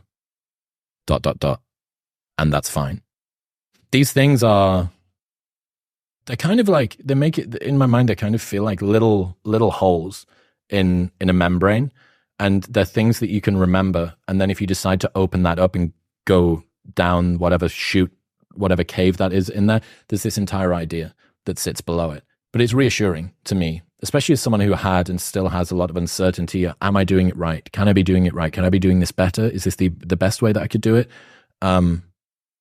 Those things are little way markers in the ground that help to sort of remind me that things are going well. How often do you trust your intuition? Is that something you always follow? Or just no? Way less than I would like, which Really? is why. How many was it? 120? 40. Go fuck. God dang it. I thought I was right. I read that book 3 times. Go fuck yourself. All right, you win. No, it's something that I try to spend a lot of time like working on. I'm actively trying to work on like bringing my intuition Trusting it more? Yeah. Because like the line between is this my intuition or is this just an unthoughtful emotional reaction right. is a really delicate one. Especially for the people that are listening to this podcast, they probably respect their cognitive horsepower, right? They like the fact that they're cerebral. They like the fact that they think about ideas and that they get to listen to these interesting people have come, oh, what do I actually think about alcohol? Oh yeah, that's cool. I've never really thought about the thing like that. Like that's something that we're all proud of, but we become trapped. We become obsessed with that to the point where everything is so left brain. If you've read The Master and His Emissary by Ian McGilchrist, fucking phenomenal book. In ancient Confucian times, there's this piece of advice for an aspiring Confucian gentleman. They say, the aspiring Confucian gentleman, his mat should always be straight. He must know the exact number of steps that it is from the edge of the room to the mat, and his bow must always be done at the perfect angle. All of this rigor and restraint, however, is aimed at cultivating a crafted but nonetheless spontaneous form of naturalism. And what he's trying to do is basically work incredibly deliberately for a period of time until that deliberateness can completely get out of the way and he can just embody this stuff. But the deliberate, like learning the rules of the game before you break the rules of the game. If you break the rules of the game before you know the rules of the game, that's just not playing, right? Like you can't be a savant like creator if you don't know any of the principles of the thing that you're doing. You have to go through the deliberate thing first. In Daniel Kahneman language, it would be like type 1 and type 2 thinking, right? That you have one that's very deliberate and you have one that's reactive. And the goal is to make the reactive thing be the thing that was very conscious by working incredibly hard on being deliberate in the first place. Got it. I want to talk about the difference between being alone and feeling lonely. Do you ever feel lonely having such deep thought, being so cerebral in the way that you approach life, and being that sailboat that crafts your own course and seeing so many other people all around you doing the exact opposite and being a cork? Sometimes. It used to be worse. Now that you have the podcast, I'm sure you talk to a lot more. It's better. It's like multiple hours per week where I get to speak to people that think like the way that I do. And then I've built a team out of people. I'm starting to build a team out of people who think the way that I do too. And also it attracts in, like all of the people that listen to the show are people that I would happily go for like a coffee with. They're all interesting people. So by being whatever the little hub in the middle and all of these spokes coming off, you attract the community of people like the person that you want to be like. So it was a lot worse. Like I've got in my journal on my phone, I've got like a multiple entries throughout my 20s just saying like, I think I'm lonely. And that was it. That was all I put because I didn't really understand, but I wasn't resonating with people. And that was almost exclusively my fault because I wasn't being my true self, right? Like standing on the front door of a nightclub isn't exactly the right time to work out whether the Fermi paradox about why we haven't seen aliens, but there's a ton of habitable planets is like, why is that not happening? It's like they want to just get the wristband off you and go in the nightclub and start kissing someone. You know what I mean? And also I wasn't exactly putting that version of myself out there. So yes, it is not so much anymore. How do you apply all these quotes in your own life? And how do you test what works and what doesn't? Because some of these quotes sound amazing, but maybe for some people, it doesn't hit with them. It's not for them, right? Like, the one from Alain de Botton about loneliness is a kind of tax you have to pay for a tone for a certain complexity of mind. If someone isn't particularly lonely, they're going to go, don't know what you're talking about. Well, that's not for you, right? But it describes a very particular type of human experience. But how much of that do you think is similar to like a horoscope where you tell a big group of people this and they find ways to relate that to their own life? And it's like, oh yeah, you know what? I'm a really deep thinker. That explains it for me. And they just find whatever it is you tell them. They're like, oh yeah, that applies to me. I don't disagree. I think that there's many ways in which people can reverse engineer themselves to be in the center of almost all stories. There's this idea I came up with a couple of weeks ago called the narcissist's bedpost. So when you're having a conversation with somebody, listen to how many times they use the word me, mine, or my. And that is directly correlated with how completely obsessed they are with themselves, because they can't imagine any story that doesn't have them in the middle of it. And I think for the most part, people will try and find a way to make sense of what is in front of them. And it's hard to be a critical thinker.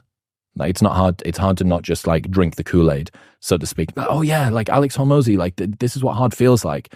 Like that's good. But for the people that, again, it's the good shit sticks, right? Like if it resonates with you and you go, oh, holy fuck, like that really explains quite a lot of my experience, then there you go. That's for you. And if it doesn't, then just like let it slide. Now, what is it about Alex Hormozi that people really seem to resonate with? It is consistently, anytime we go out, especially at the gym, people come up and say, that podcast with Alex Hormozi. I love that. Banger. I've been addicted to Alex Hormozi since then. We have never had a guest that has that level of conviction like Alex Hormozi has. Why do you think that is? What is it that Alex Hormozi is talking about that resonates with so many people that just clicks? It's a degree of self-belief, I think, and hope that you can do hard things. And he's very honest. I think he's very, very honest about the fact that he is fallible and flawed, and it's empowering. It's like, it's in the actual definition of the word. It's like, it's an inspiring message to hear that someone who is trying to do very, very difficult things can go about them. And like, here's a roadmap of how they did it. And it's synthesized down into a way that's easy to remember. Like Alex is basically an aphorism machine, right? But the reason that he's an aphorism machine is he's obsessed with words. He's a writer first. People think that he's like a businessman, or he's a podcaster, or he's a YouTube person, but he's not. He's a writer. He was a writer in college. He writes for 6 hours every single day, and he's obsessed about words. So he's worked out what words mean to him. And once he's got that, the ground truth of his reality is always based in something very, very, very solid, which means that when he talks about something, he has a first principles approach to like, what do you mean when you talk about confidence? He says, well, it's not that, but it is this, right? Self-belief's overrated, generate evidence, basically, is his philosophy. There's confidence for you. Oh, okay, well, that's interesting. But it's not been swayed. He's also somebody that is highly disagreeable, unbelievably disagreeable, which means that he is able to arrive at conclusions without having to think, without having to wipe off all of the opinions of other people quite as much as someone else might do. So it's very first principles based. There's like a degree of purity, which I think people admire. Like something admirable about that. You did a collaboration with David Goggins, one of the very few people that he finally agrees to go on and collaborate with. I know that that's like a very rare, once in a blue moon thing. Yeah. What was that like meeting David in person? What was it like before? What was it like after? Was he very strict with his time? So about a week and a half before we thought that the episode wasn't going to happen, and then I basically said, look, I will move heaven and earth. Like if he wants to do it next week, next month, next year, if he wants me to go to him, if he wants me to change the times, I'll do whatever it takes to make this happen. And there was only Rogan and me that he did for the Never Finished tour. Like the Never Finished tour was finished actually quite quickly. And meeting him was interesting. I always try and look for inconsistencies in people's behavior. Like I try and work out, is this person full of shit? And I got pretty good at doing that. Like being on the front door of a nightclub, I met a million people. So like high intensity people exposure. And however legit you think David Goggins is, like he's more legit than that. The guy is just so straight down the line, but also in like very giving. So he said before we started that however long it takes. I basically, there'd been some restrictions maybe in his calendar and like some scheduling email before. And I was like, hey man, like I heard that have you got a hard out today? And he's like, I'm here for as long as you need me. Oh, and by the way, you can ask anything you want. Nothing is off limits. We can go anywhere that you want. It's like, oh fuck. Okay. And then I asked him a question. Obviously he'd had this, like very bad childhood with his father physically abusing him and stuff like that. And I said, do you see it as part of your role to not let that go on to the next generation? You know, if you were to have a child, would you choose not pass that down? You're kind of like a dam that stops this intergenerational mistreatment going on. And he didn't need to, but he just said, oh, I've got a daughter. He's got like a 22-year-old daughter. And he just said it on the podcast and didn't need to, but just did. So yeah, he's a very, very legit human. Like people want to find ways that he's full of dog shit or whatever. Like I would believe that all of the things that he said he's done. Now, where they're coming from and like how healthy the motivations are and whether or not there would be a quicker route to him achieving the outcomes that he might want without like blowing his knee cartilage out and all the rest of the stuff. Like, but that's not his solution. That's not the way that he works. He's a guy who is just built by, like forged by discomfort. And that's the solution that he's found. So I have a theory on this and I want to know your opinion. I think it would be really valuable. Certain people do things that by the general public, they would probably ascribe the word extremely uncomfortable to those things. So for example, like Graham works nonstop. We just did a shoot. We flew somewhere, where were we? New York. And we shot 2 episodes. We were off of very bad sleep and the entire flight back, he was working the entire time. And my brain was dead. I couldn't work. Mm-hmm. A lot of people would see that and be like, dang, Graham, that's extremely challenging. Kudos to you. You're a very hard worker. You put yourself, hard thing, Jack. You put yourself in very uncomfortable situations. Same thing goes for David Goggins. He goes and just on a whim decides to run 100 miles, right? For no apparent reason at all. He just wants to put himself through this discomfort. I have a theory that it would be more challenging and more uncomfortable for someone like David to sit and do nothing for a week. Absolutely. Well, I mean, what would happen if you took, like, if all internet access was killed for you for a week? So I might like it. If the internet is out, then it's out of my control. Oh, okay. Yeah. Right. Yeah. But if it's something I can control, that's different. If it's like the internet's out and I can fix it, I'm going to fix it. Yeah. So, I now become a Wi-Fi engineer for the next 7 days. I'll find a way. But the point being, it's like, it's applauded because it's hard and it yields a positive result. Yep.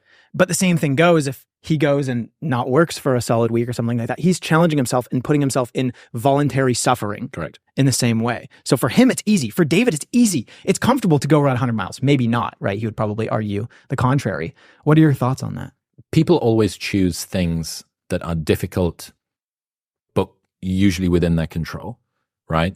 Like, you're totally right. The CrossFitter that says, I'm going to send it, this is an unbelievably hard workout, double day trainings, triple day trainings, whatever.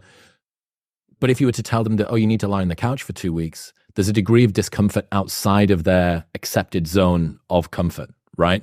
Like they can it's literally the tagline of CrossFit, get comfortable being uncomfortable. So yeah, I mean, people have things that they do that are hard, that other people applaud them for. And in retrospect, they give them props for. Like that's exactly where people find the intersection of what they love to do, what society needs, what they can be paid for, and what they're good at, right? Like that's literally the middle of the Venn diagram. That's what they're trying to aim for.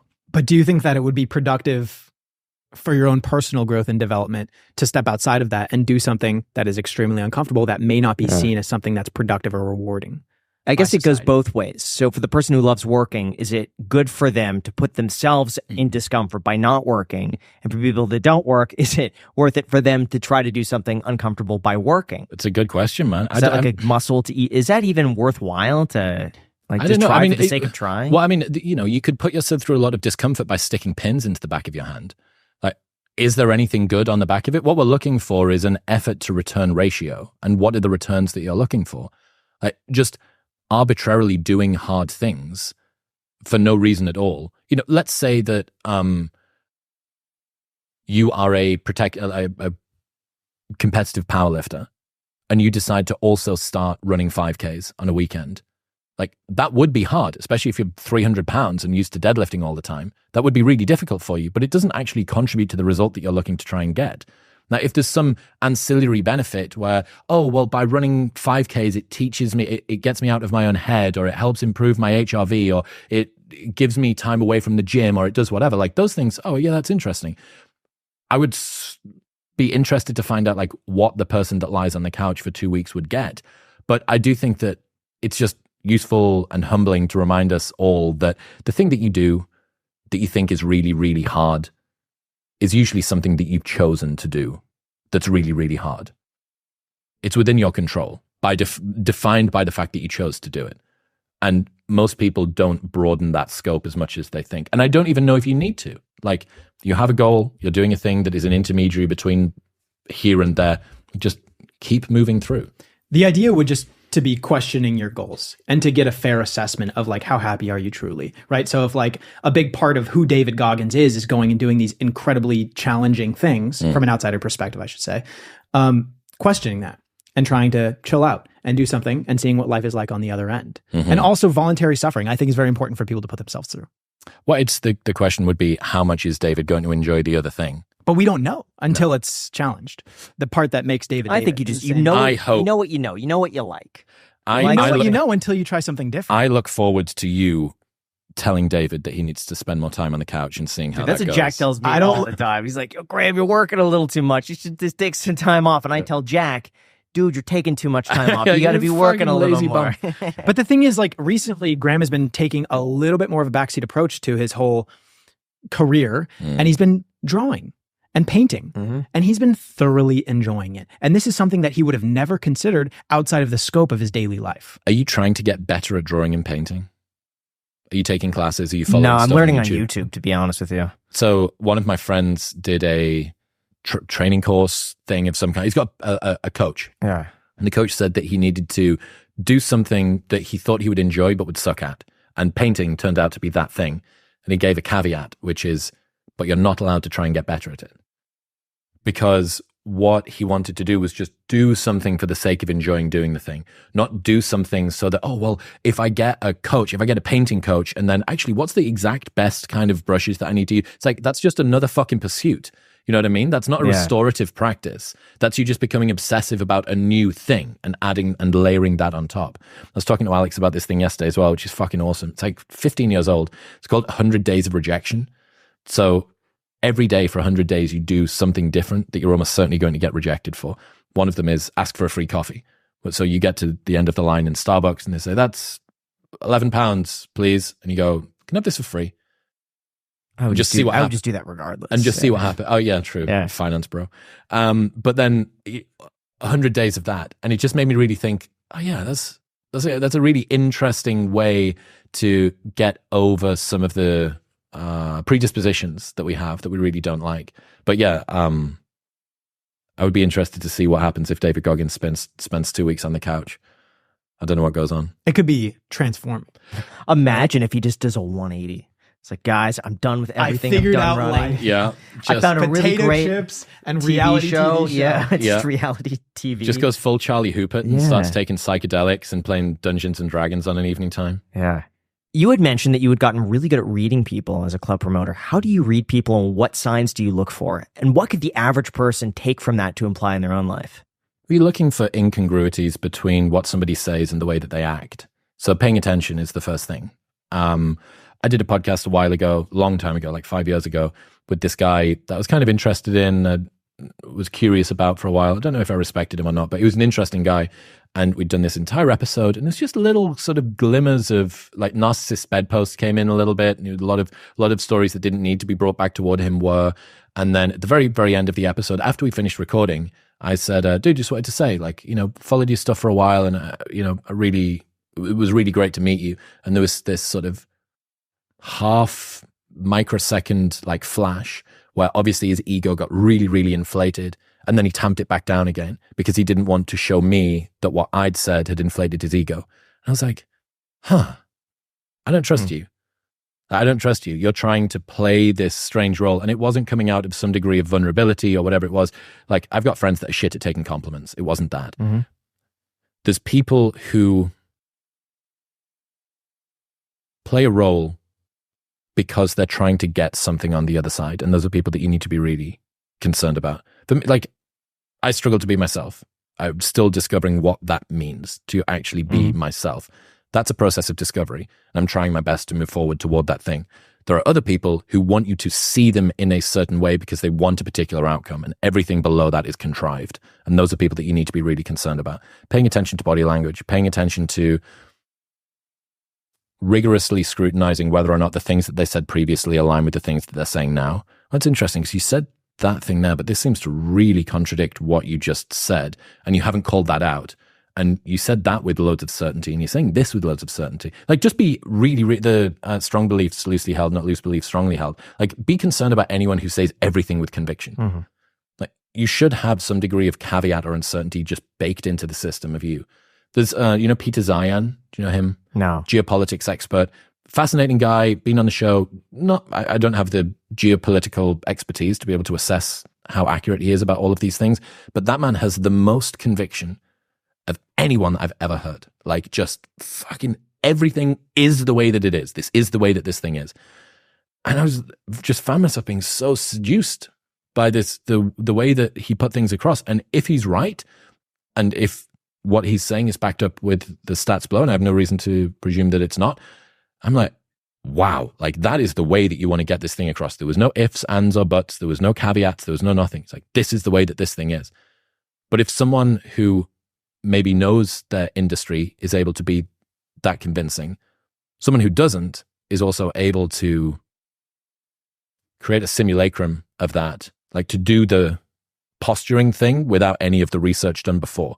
So you just need to be really, really careful about people like that. How are you cautious about people coming onto your show and saying certain things with super high conviction on something that maybe you haven't researched a bunch and you can't really fight that perspective? Because we've had people on this podcast before, for one, Fresh and Fit. They came on the show. They were saying a bunch of things about dating that we had no idea about. They have all these statistics and studies and resources and et cetera.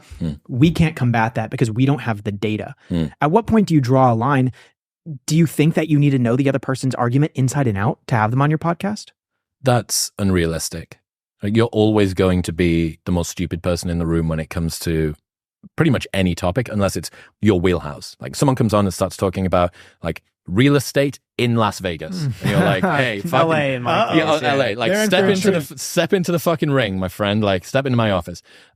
It's unrealistic to expect anybody that hosts a general show to be an expert in any of those things. In my experience, like, if you give people enough rope, they'll end up hanging themselves.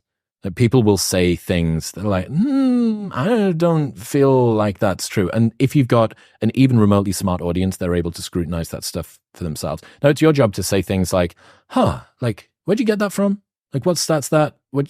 Is that a Pew research? Is that GSS data? That's interesting.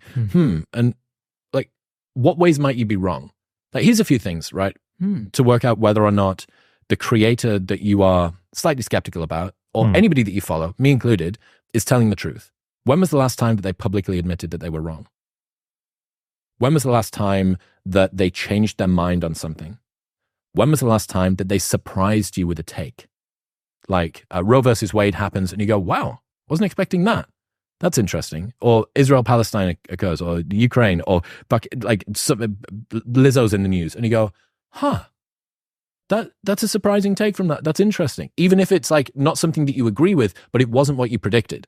And the reason that that's important is it shows that they're thinking for themselves. And you can have high conviction that that person is actually doing some work, as opposed to, again, the mono thinking, just let's put this ideology on as a onesie and just proceed forward. Like, that's not what you want. The problem is you can't really argue with anecdotal experience. So if they come on and they say, we've spoken with 2,000 women, and from our experience that we've seen firsthand, this has been true in the overwhelming case. And I could say, well, maybe that's not a scientific study, but from your perspective, that works. From my perspective, my experience works. And then there becomes a bit of a stalemate to whoever sounds more confident wins.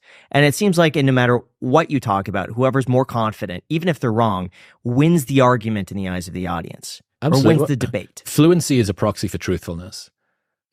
Right? If someone is able to just deploy words in a slick manner, it's the classic like salesman charlatan that like encourages you to get your drive paved even though you don't need it doing. It's like, oh, it'll protect from the frost and blah, blah, blah, blah, blah. So, I mean, with that, there are certain things that you could do. You could ask a question like, do you think that the show that you're doing is swayed at all by it being in Miami and by you sourcing a lot of the girls from a city which is known for partying and stuff like that? Like we did ask that. Yeah. And what did they say? And they said, no, we fly out women from around the United world States. with I mean, different where are you degrees like, of education. But the selection criteria is still usually they've asked to come onto this sort of a show. It's the same with Brian and the Whatever podcast, Yes. right? Like it's the same.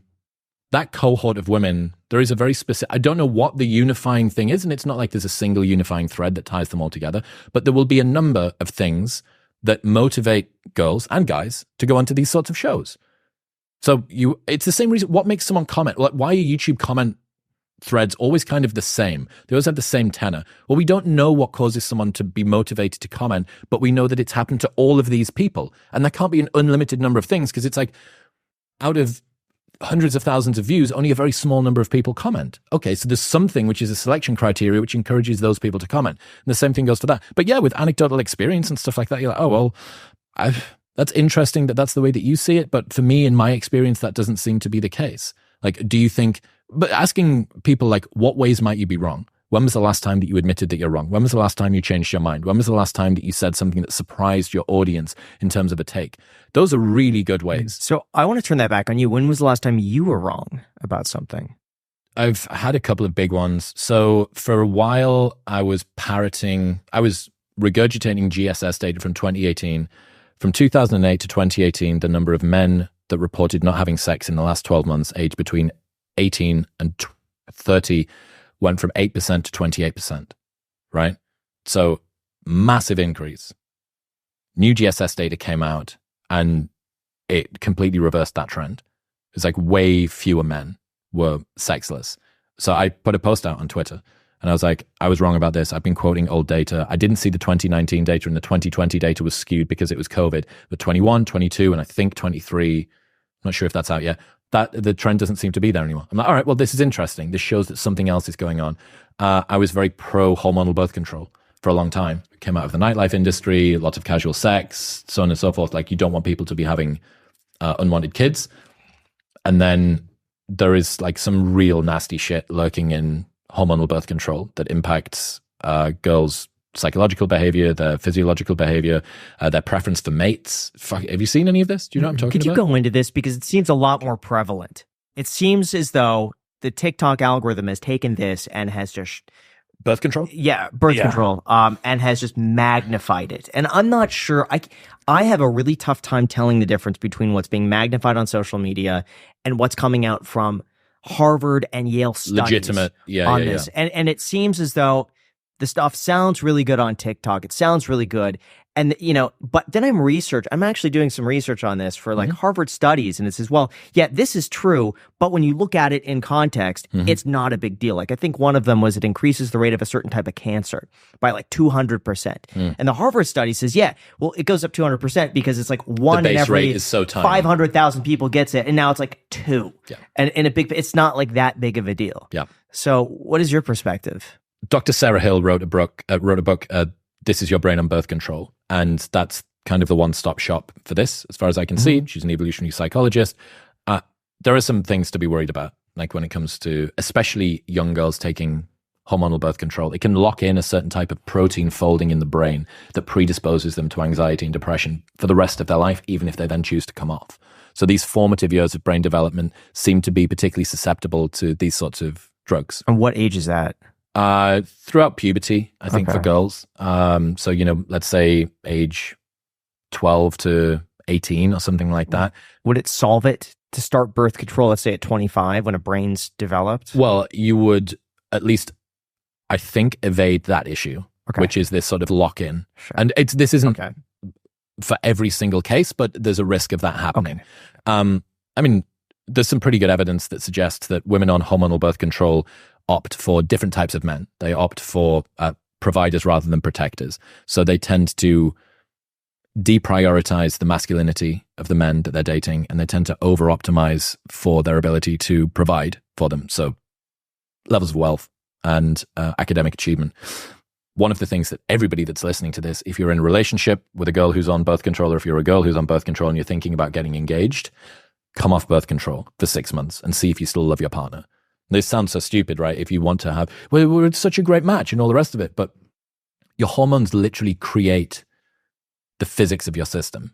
Like the internal experience is completely dictated, very largely dictated by the hormonal profile that your body is going through. And every girl listening to this knows, because what's it like when it's that time of the month and what's it like when it's not? You know that your mood and the way that you feel wax and wane, but birth control is something that's just this sort of permanent underline that you can almost not remember what it was like before that. So that's something else that people should be concerned about, because there's an awful lot of data from Natural Cycles, I think it's called, which is like a cycle tracking thermometer that you put under your tongue so that you know when you're ovulating and when you're not. As a woman, it links up with your phone and all this stuff. And women who met their partner when they were on birth control and are now off birth control have the same level of sex drive, but much lower levels of attraction to their partner than women who met them when they were off and are now still off. So they're selecting for a type of mate that when they get released from this hormone-induced stupor are not quite what they want. And this can be like, how many relationships have fallen down the pan that someone's gone through 6 years of dating, then they get engaged, then they get married, then let's try and have a kid. And you stop taking birth control and you're like, huh. Part of me thinks, how many variables are there though? I mean, just getting to the point of, getting married to someone, you've been with them for a long time. At what point does maybe the excitement and mystery wear off at that point? That also contributes to that. Having a child, is that a stressful thing? I think 30% of pregnancies end in a miscarriage. What toll does that take? I think there's so many things coming down on people. It could also be the pressure to have kids after getting married, all the comments from friends and family. So how could we isolate it to just birth control? Well, that's precisely what Natural Cycles did, right? They've isolated the other variables. My point is that path of engagement, marriage, then come off is very typical, I think. So you have this coinciding of reduction of birth control and then, But that's what Natural Cycles precisely did. How attracted to your partner are you? Like, level of sex drive was the same between women who met when they were on and are now off, and women who met when they were off and are now off. But the level of satisfaction with their sex life was significantly lower, which suggests that there is something about mate selection under the condition of hormonal birth control, which is suboptimal when you then come out of it on the other side, regardless of relationship status, regardless of how long you've been together, regardless of marital, all the rest of the stuff. That's something. So that was something else that I was pretty wrong about. What else to have? Last year was epigenetics. Like, I thought epigenetics was dog shit. I thought it was like the god of the gaps of like behavioral genetics. And I thought that, what do you mean? You're telling me that like my behavior changes my genes, and downstream from that, it's going to impact like my kids when I have kids, like the way that I behave.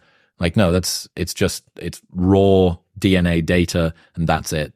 But since having a bunch of conversations this year, Dr. Robert Sapolsky, Dr. Paul Conti, I am on board with that. Like, women who enter poverty during pregnancy negatively impact the trajectory. Like, natal development gets negatively impacted compared with women who don't, because being in poverty is such a huge stressor and it's very hard to get out of it. You're always thinking about where's the next rent payment coming from and so on and so forth. And here's the ruthless thing. While a woman has a daughter inside of her, remember that every female baby is born with all of the eggs that she will have for the entirety of her life. So a girl's behavior and her genetic predisposition can be influenced by the way that her grandmother was living her life when she was pregnant with her mother. Does that make sense? That's crazy. Wild. Yeah. Absolutely wild. That's something I've never even thought of before. Yeah. Yeah. Yeah. So while that grandmother is pregnant, you have this growing girl inside, and that girl has every egg that she's ever going to be able to give birth to. So you, like first, second generation person down, are at the mercy of what grandma did while she was pregnant and what she did throughout her life. It's wild, man. So behavioral genetics, that was probably the one from 3 and a bit years ago. I'm big into agency. I like being able to believe that I can take control of my life. I like, through sheer will, being able to make changes to the things that I do. And yet, 50% of everything that you are psychologically is based on your genetics. Have you seen? Ty Lopez was very big on this, and we had a really interesting discussion with him about how much of you is genetic versus how much of you is the environment. And Ty, I think, even took it to an extreme and said that almost all of you is genetic and that you're going to get a lot of the same traits from your parents and grandparents. Very little is actually influenced by that around you. Yep. All right, so I want to do an experiment with you. All right, cool. I'm going to give you a bunch of traits, right? Different things. And you are going to tell me the difference, how much of these traits influenced by genetics. And this is out of Dr. Robert Plomin's book, Blueprint. Okay?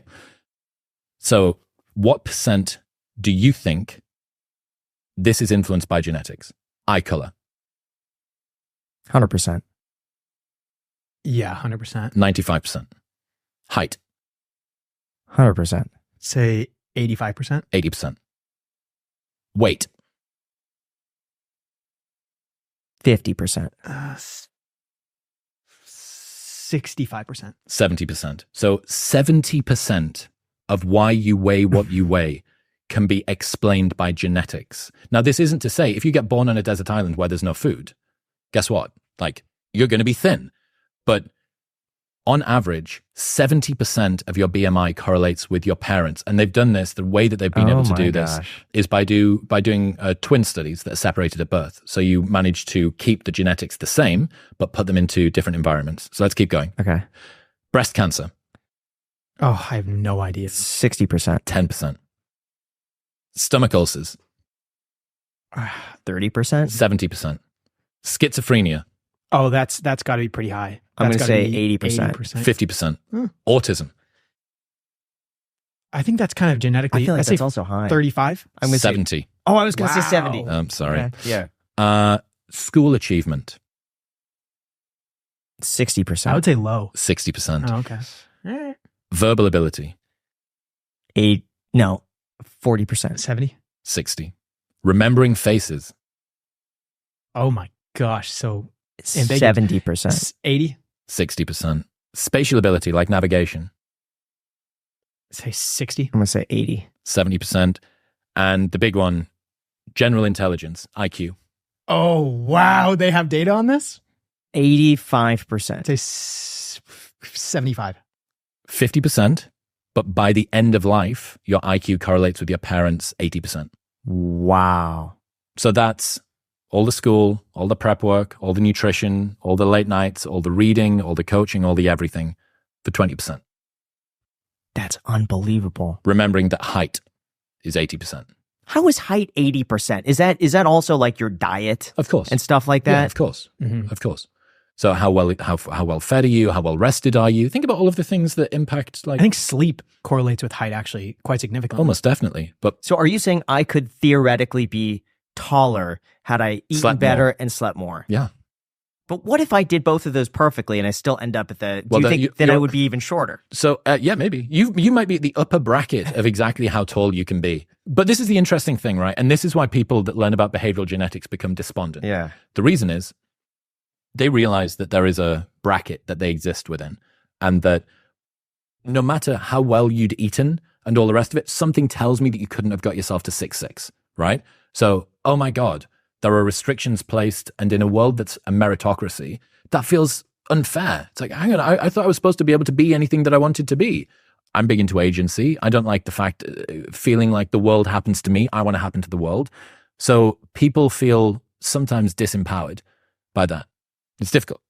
Destiny was the guy that actually framed this the best for me, which is there is a range that you can exist within. And that is usually determined by things that are outside of your control.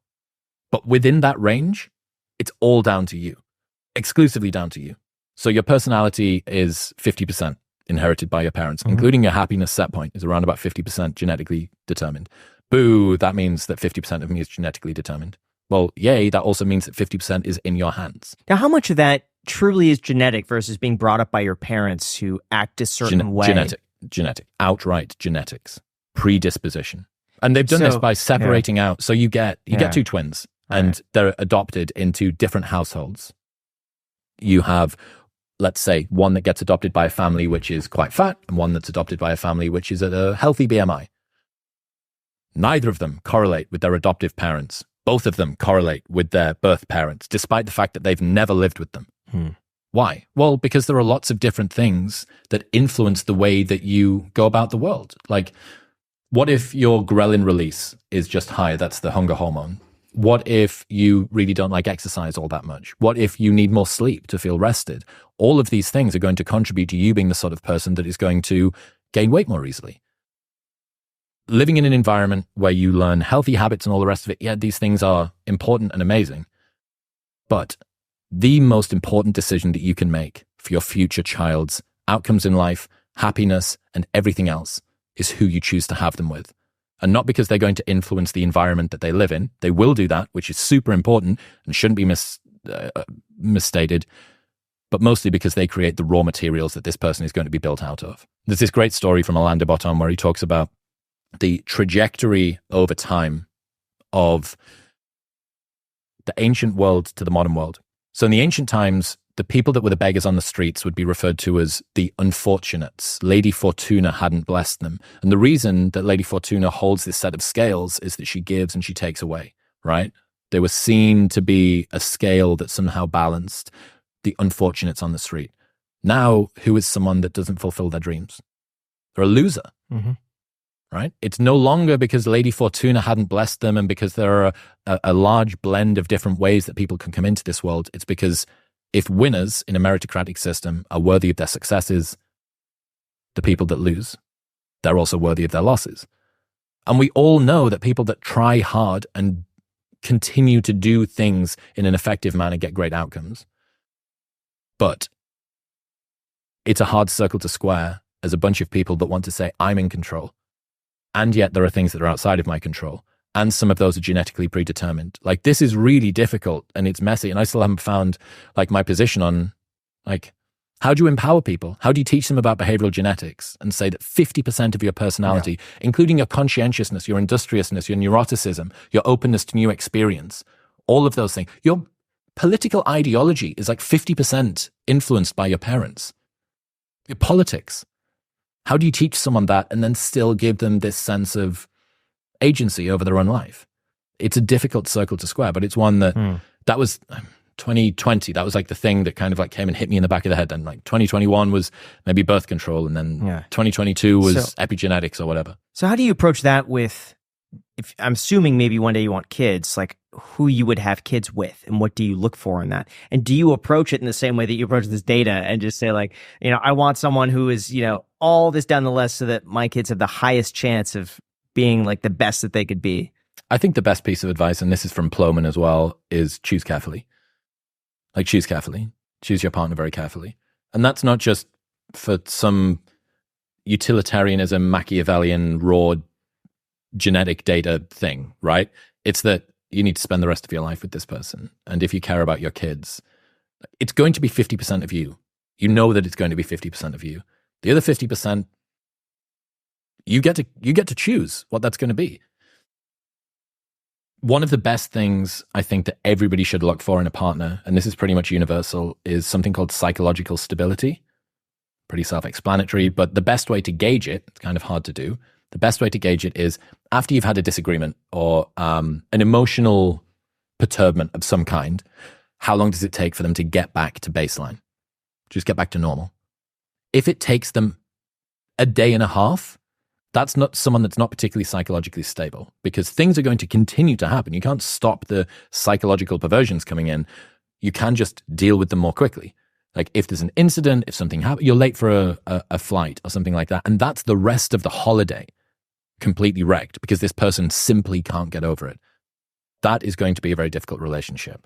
And it's very poorly predictive of relationship satisfaction. So psychological stability is not only something that you should select in other people, but it's something that you should aim to cultivate in yourself. It's going to make you a better partner. It's going to make you a more attractive partner. It's going to actually improve your own life as well. Like the most altruistic, selfish thing that you can do. I'm going to make myself better and enjoy my experience of life. And it's also going to help make you better as well.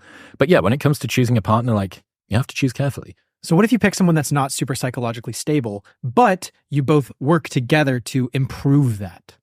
Yeah, well, that's the Michelangelo effect, which is in a relationship, both partners craft each other into their desired version. I see in you the person that you could be, and I help to bring it out of you, and you help to bring it out of me, and together we become something which is even better. That's what you want from a partner, which is why having a growth mindset is another one of the best predictors, right? Like somebody that believes that they can change, and someone that's prepared to work at changing and help you to change as well.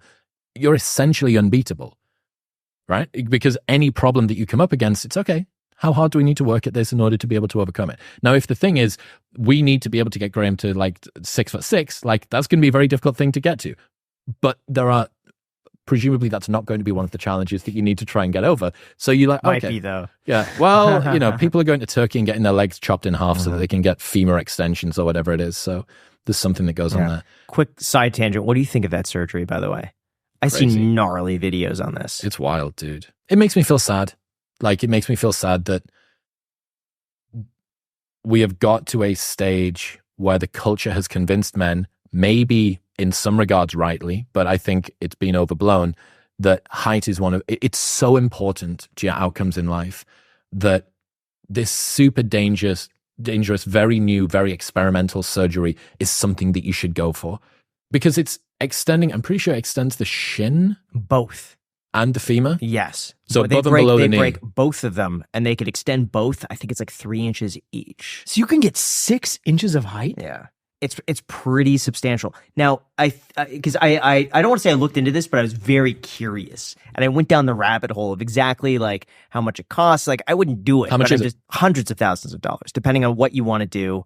I think the cheapest ones are like 50, 60, but it also depends. Bro, if you're getting the fucking, if you're getting the cheap leg extension, that's not where you should be scrimping. It's not cheap. It's cheap in the sense of like, it's a big difference increasing your height by an inch than it is by 6 inches. Wow. And because you basically you break the bone and you separate it just a little bit. Gross. And you kind of let it heal. You break it again, separate it, let it heal. But it's breaking it in such small segments that over time, it could be over years, then you get taller. So like the more height you want, the more expensive it's going to be. But what if your torso is already short and like all of your height's in your legs, and then all of a sudden you turn into like a SpongeBob or something like that, where like, your legs are like 5 feet tall and your torso is like 1.5 feet. I don't think people are doing that. Well, if you're adding 6 inches, maybe your proportions are going to be off. That's an extreme. Yeah. That's an extreme. But who's to say you can't add 5 inches or 4 inches or 3 inches? Your arms are going to be like, what would that be? Like hanging super low. So I'm a good example of this.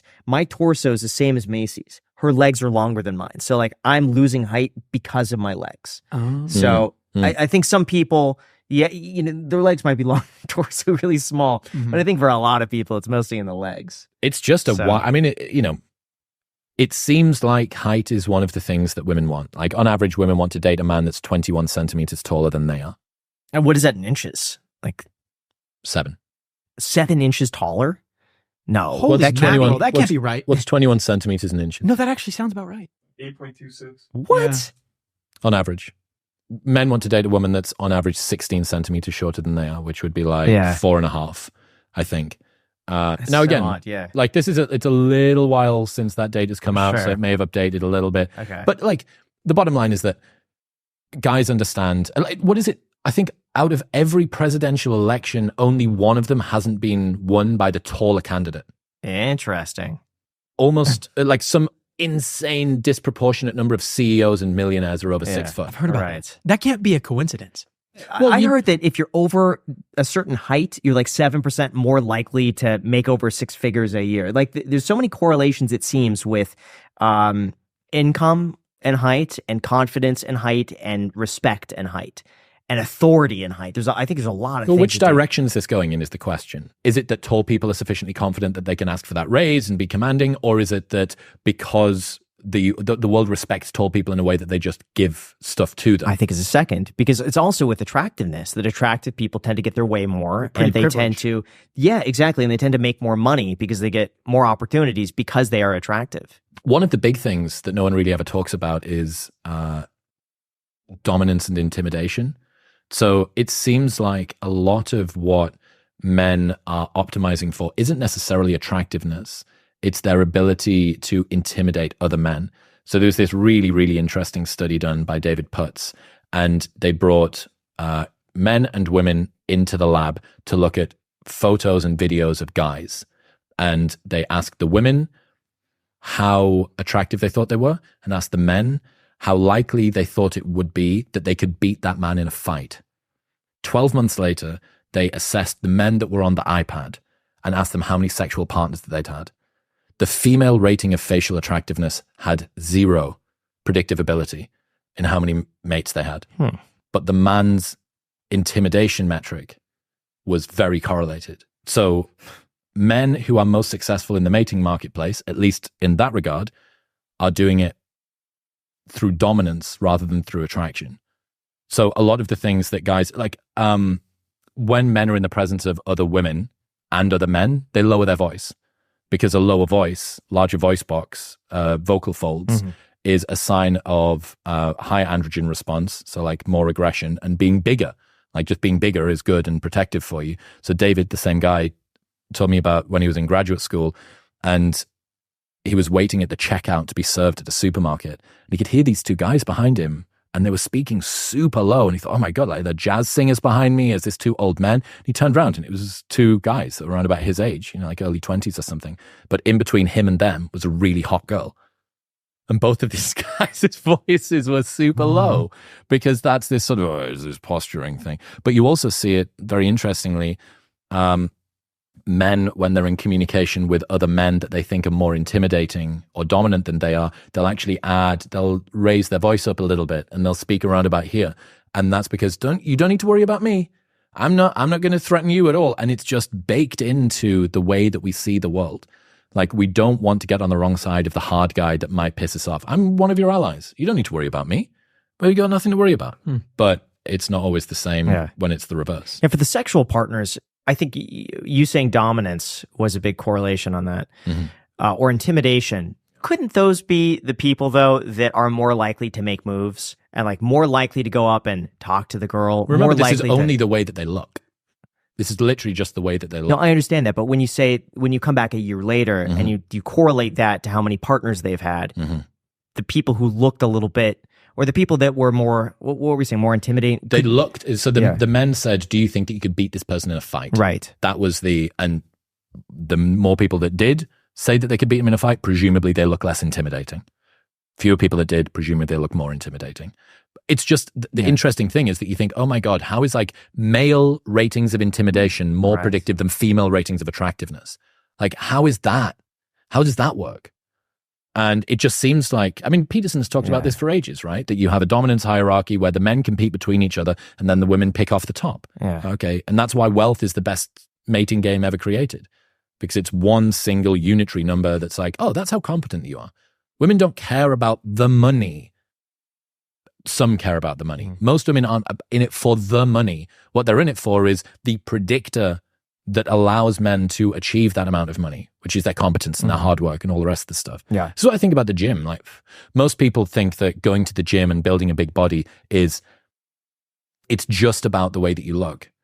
But I think the signal of, I'm someone that is able to make sacrifices. I'm someone that's reliable. I'm somebody that cares about themselves. I'm someone that can overcome hard things. I'm someone that can deal with discomfort and pain. That's kind of sexy. Like upstream from you being in good shape are all of these other traits that people probably want in a partner, right? That's why, like, do you know the difference between proximate and ultimate reasons for behavior? No. Fucking awesome. Such a good frame. Okay. So, the proximate reason for having sex is sex feels good. The ultimate reason for having sex is we make babies, right? So there is a outcome that you're looking to get, and there is a motivation for why you do the thing. Why do we eat sugary, fatty foods? Because it tastes good. Proximate. What is the reason our body wants us to eat those? They are calorie dense and usually rare in ancestral environments. So proximate and ultimate reasons for behavior. And as soon as the veils fall from your eyes and you realize that the reason that you think that you do a thing often isn't the reason that you actually do the thing, and that you've got this sort of set of genes that are pulling the strings and marionetting you, that's why I think evolutionary psychology, the two most banned, or the two most distasteful subjects in all of psychology, and this was an email sent to every psychology professor in the US, and not everyone replied. The two topics that you shouldn't speak about the most, as rated by psychologists in universities, professors in America, behavioral genetics and evolutionary psychology. They were the two. Why? Because it takes the sense of self-authorship out of your hands. It proves that people aren't infinitely malleable. And in a meritocracy, that's something that people really don't like. Any kind of determinism, whether it be genetic, in terms of somebody's sex, in terms of somebody's race, in terms of somebody's background, in terms of somebody's anything, they hate that idea. And that's got weaponized by like some pretty fucking nasty philosophies. But there's also a ton of ground truth in it. And like telling you the only reason that you aren't a basketball player that's 6'6" is because of something that you did is not true and unfair and disempowering. But like feeding someone chicken soup for the soul and saying, no, like you can get there. And the reason is because of something that it's this structural issue or this whatever. I don't think that makes people feel more empowered. I think it makes them ultimately feel more fatalistic. That's crazy that in academia, they were optimizing for empowerment rather than truth. It sounds contradictory. I could see a perspective where they think we're not going to teach people that they can't be in direct control of their life, and that we want everyone to believe that they have a chance at achieving whatever they've set out to do. Mm-hmm. And that maybe there's some power to that in making people believe that they could do anything that they want to and not feeling restricted. Like saying, I can never be a doctor because my parents are not smart, and therefore I am destined to be dumb. And why should I even try? Because both my parents, they never amounted to anything. They're stupid, so I can never do that. Like, what does that serve society? How is that better? I agree. But the converse is also unkind in a different kind of a way, which is, oh, the reason that you didn't become a basketball player is exclusively because of you. Like, that's your fault. And pick your other professional outcome equivalent that people wanted. So this is Corey Clark that did this particular piece of research. One of the other reasons that she puts forward is that you have an increasingly feminized higher education system. Very, very high number of 2 women for every 1 man completing a 4-year US college degree within the next couple of years. And then who become the lecturers? Well, the college students. So you are having an increasingly female-dominated staff in higher education as well. And if that's the case, women tend, based on Corey's research, to opt for outcomes that don't make people feel uncomfortable, even if they have to skew the truth a little bit. Whereas male teachers seem to disregard the way that things make people feel and optimize for truth instead. And this is where especially behavioral genetics and evolutionary psychology get a really, really bad rap. What's the outcome of that? What you're saying is more female teachers and maybe skewing things to not make people feel uncomfortable. Where does that leave us? Where do we end up if that continues at the same rate? Well, you optimize for not necessarily telling the truth all the time. And there's tons and tons of caveat. Like there's lots and lots of female lecturers out there that are bothered about the truth, that prioritize that and all the rest of it. But based on the data, it seems like you begin to skew toward a world that doesn't want to upset people. And that eventually, like you can't repurpose reality in order to fit what you want it to be. Like the facts are the facts.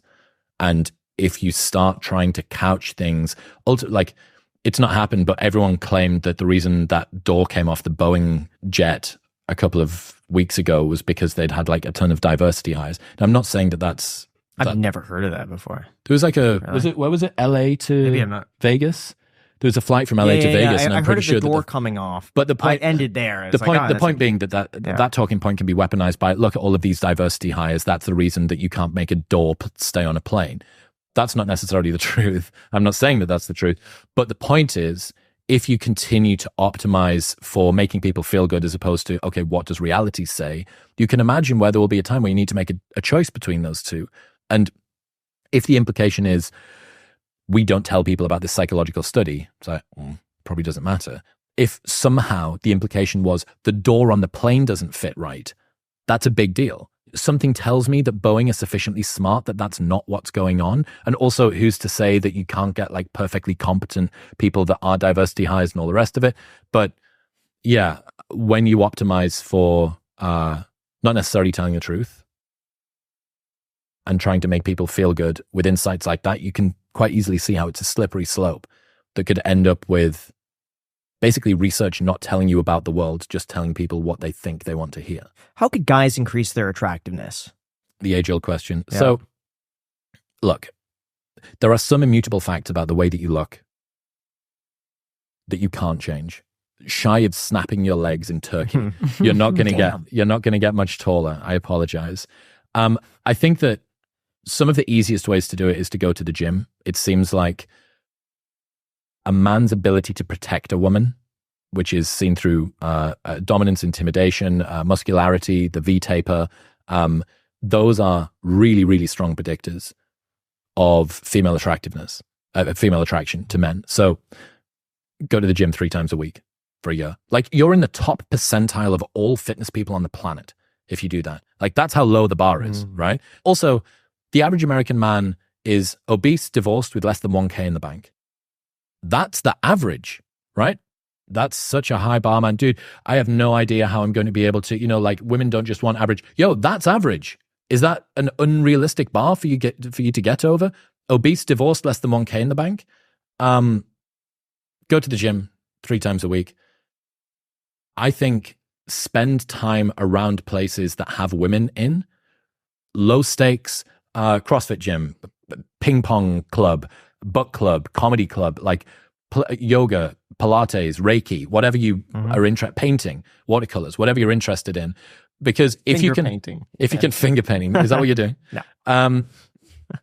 If you can have low stakes interactions with women, I think that you will build up the ability to communicate with them and not feel the pressure a lot of the time. Like Destiny, again, really great piece of advice from him. Like, a lot of people said, like, how come you seem quite confident with women, despite the fact that he's not like some, like big hulking dude. He said, I had a lot of female friends when I was in high school and college, and that resulted in me just learning how to talk to them. I think that for guys, just learning that they're not quite as scary as you think is really close to a proxy for confidence.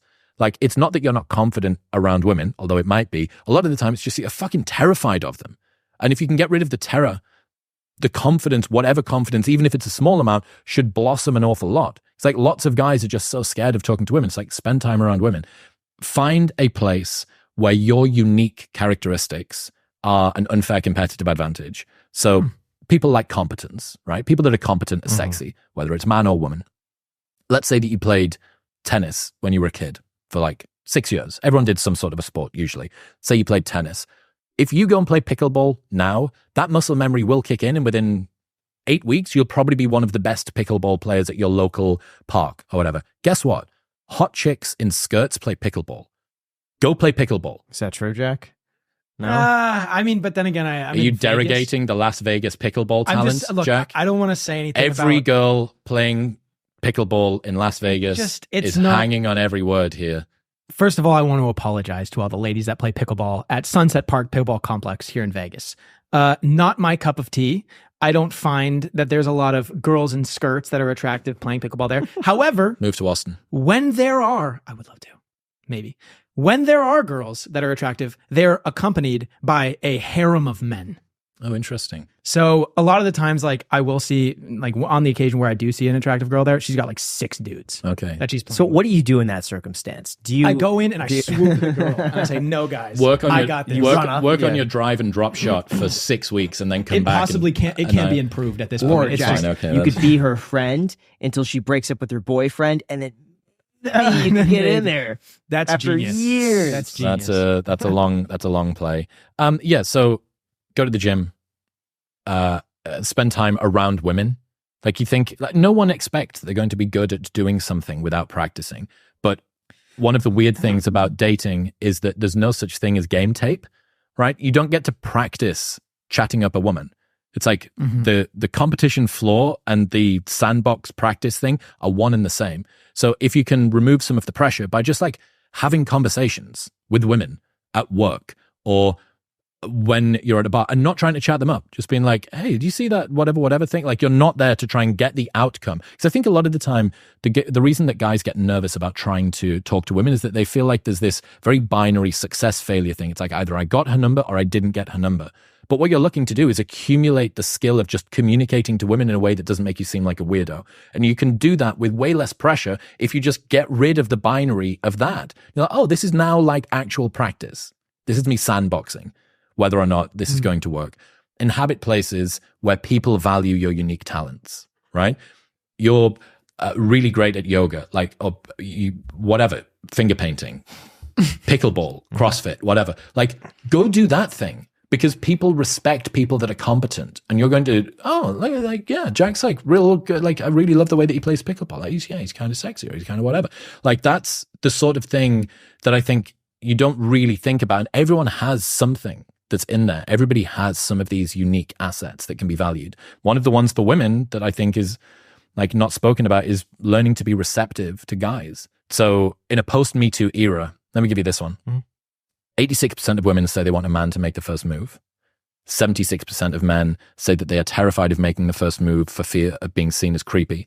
20% of Gen Z say that a man approaching a woman in public always or usually constitutes harassment. Square that circle. 86% of women want a man to make the first move. 76% of men are terrified of making the first move. So what that means is guys know if they don't make the first move, nothing's going to happen. But that if they do make the first move, they're going to maybe be seen as creepy and they're terrified of being Me Too'd. Women know that they want a man to make the first move, but if they're only 14% of them are actually going to go out and do it on their behalf. So women cultivating receptiveness, I think, is a good way to do this. There was this idea from like Renaissance Europe and the aristocracy in England where ladies would drop a handkerchief like in front of them. Oh, mom, and go back over. Oh, Jack, thank you so much. And that would instigate it. I think in a post-Me Too world, it's important for girls to realize that like guys are on, like, it's not no means no. It's anything that isn't fuck yeah with a sign held above their head. This is for any normal, respectful guy. Is just terrified of being on the wrong side of some like fucking Me Too drama. So like cultivating receptiveness, I think, is something that would make it way easier for guys to come over. Like, treat every guy like a golden retriever. Like, total idiot and probably needs like broader signals than you think that they do. Linger the eyes for longer, and then they'll end up eventually coming over. This could be dangerous, but what do you think about the people that say it's only harassment until you're an attractive guy? Well, I think it's very short-sighted to presume that someone who's looks like Chris Hemsworth and someone who looks like a normal guy in the street is going to get the same reaction when they go up and start talking to anybody, a guy or a girl, right? Harassment, I think, is like, at least in that regard, catcalling, whatever. Well, that is bad. Yeah. Like, it doesn't matter whether you're Chris Hemsworth or not. The culture has now said that if you wolf whistle at a girl on the street, regardless of who you are, that's beyond the pale. If you just treat people like people and go up to them and say, hey, I just wanted to say, I hope you're having a really great day. And like, I'd like, yeah, exactly. Yeah, well, look, it's working already. You rizzed me up, man. Anybody that does that, anybody that responds to that in a way that this made me feel unsafe, presuming it's not in a dark alley at 11 p.m. at night and you're the only guy with a hood up or something. Again, like, context matters. Anybody that has a problem with that, like, it's unreasonable. Joey Swole did like a service for the world when he started calling out those crazy gym TikTok things. Some girls were saying, a guy glancing over 3 times in 90 seconds constitutes harassment. And that went out on the internet. And the internet said, we don't think it does. We think you're full of shit. So now guys are like, oh, okay, well, I know that if I glance over no more than 3 times in 90 seconds, that's probably okay. And girls also think, I'm not being harassed unless the guy glances over 4 times in 90 seconds. Or, it created a barometer. It created a box for this sort of a thing. But that was the world saying, this hypersensitive concern that you have about guys looking over to you during your training session is unwarranted, and that guy did nothing wrong.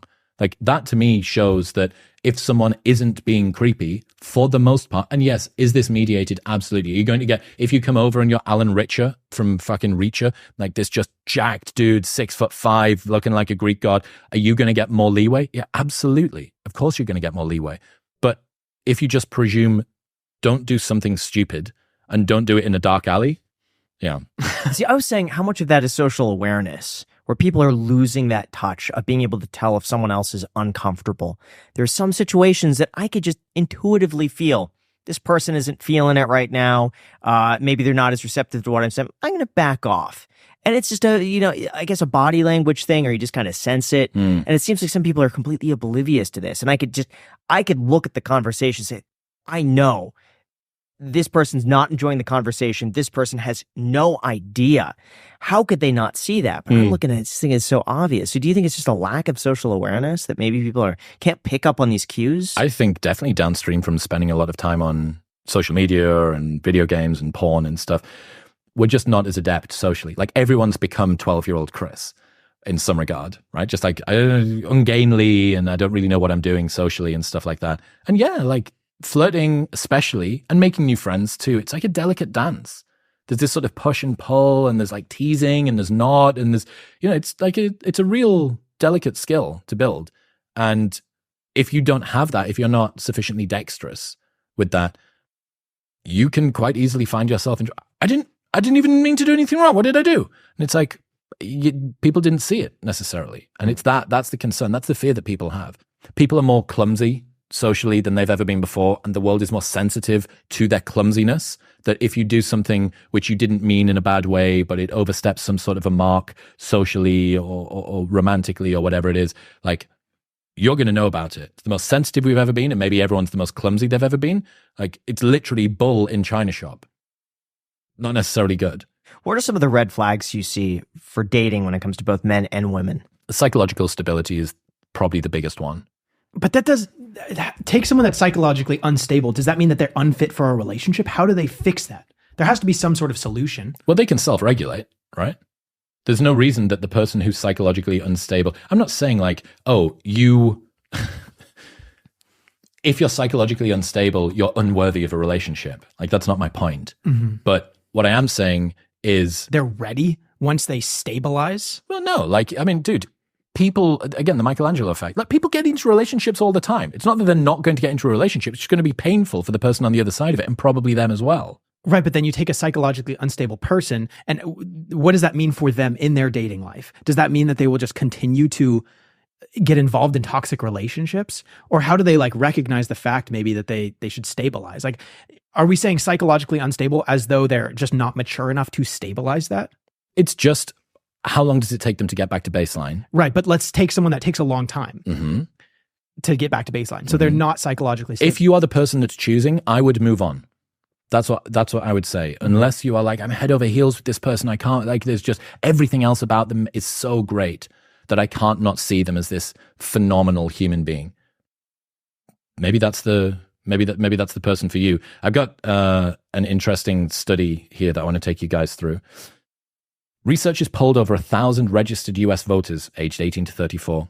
A majority of both women and men consider far-rightism and far-leftism to be red flags in a potential partner. 76% of women and 59% of men consider identifying as a MAGA Republican to be a major turnoff. 64% of men and 55% of women said they'd also swipe left on someone identifying as a communist.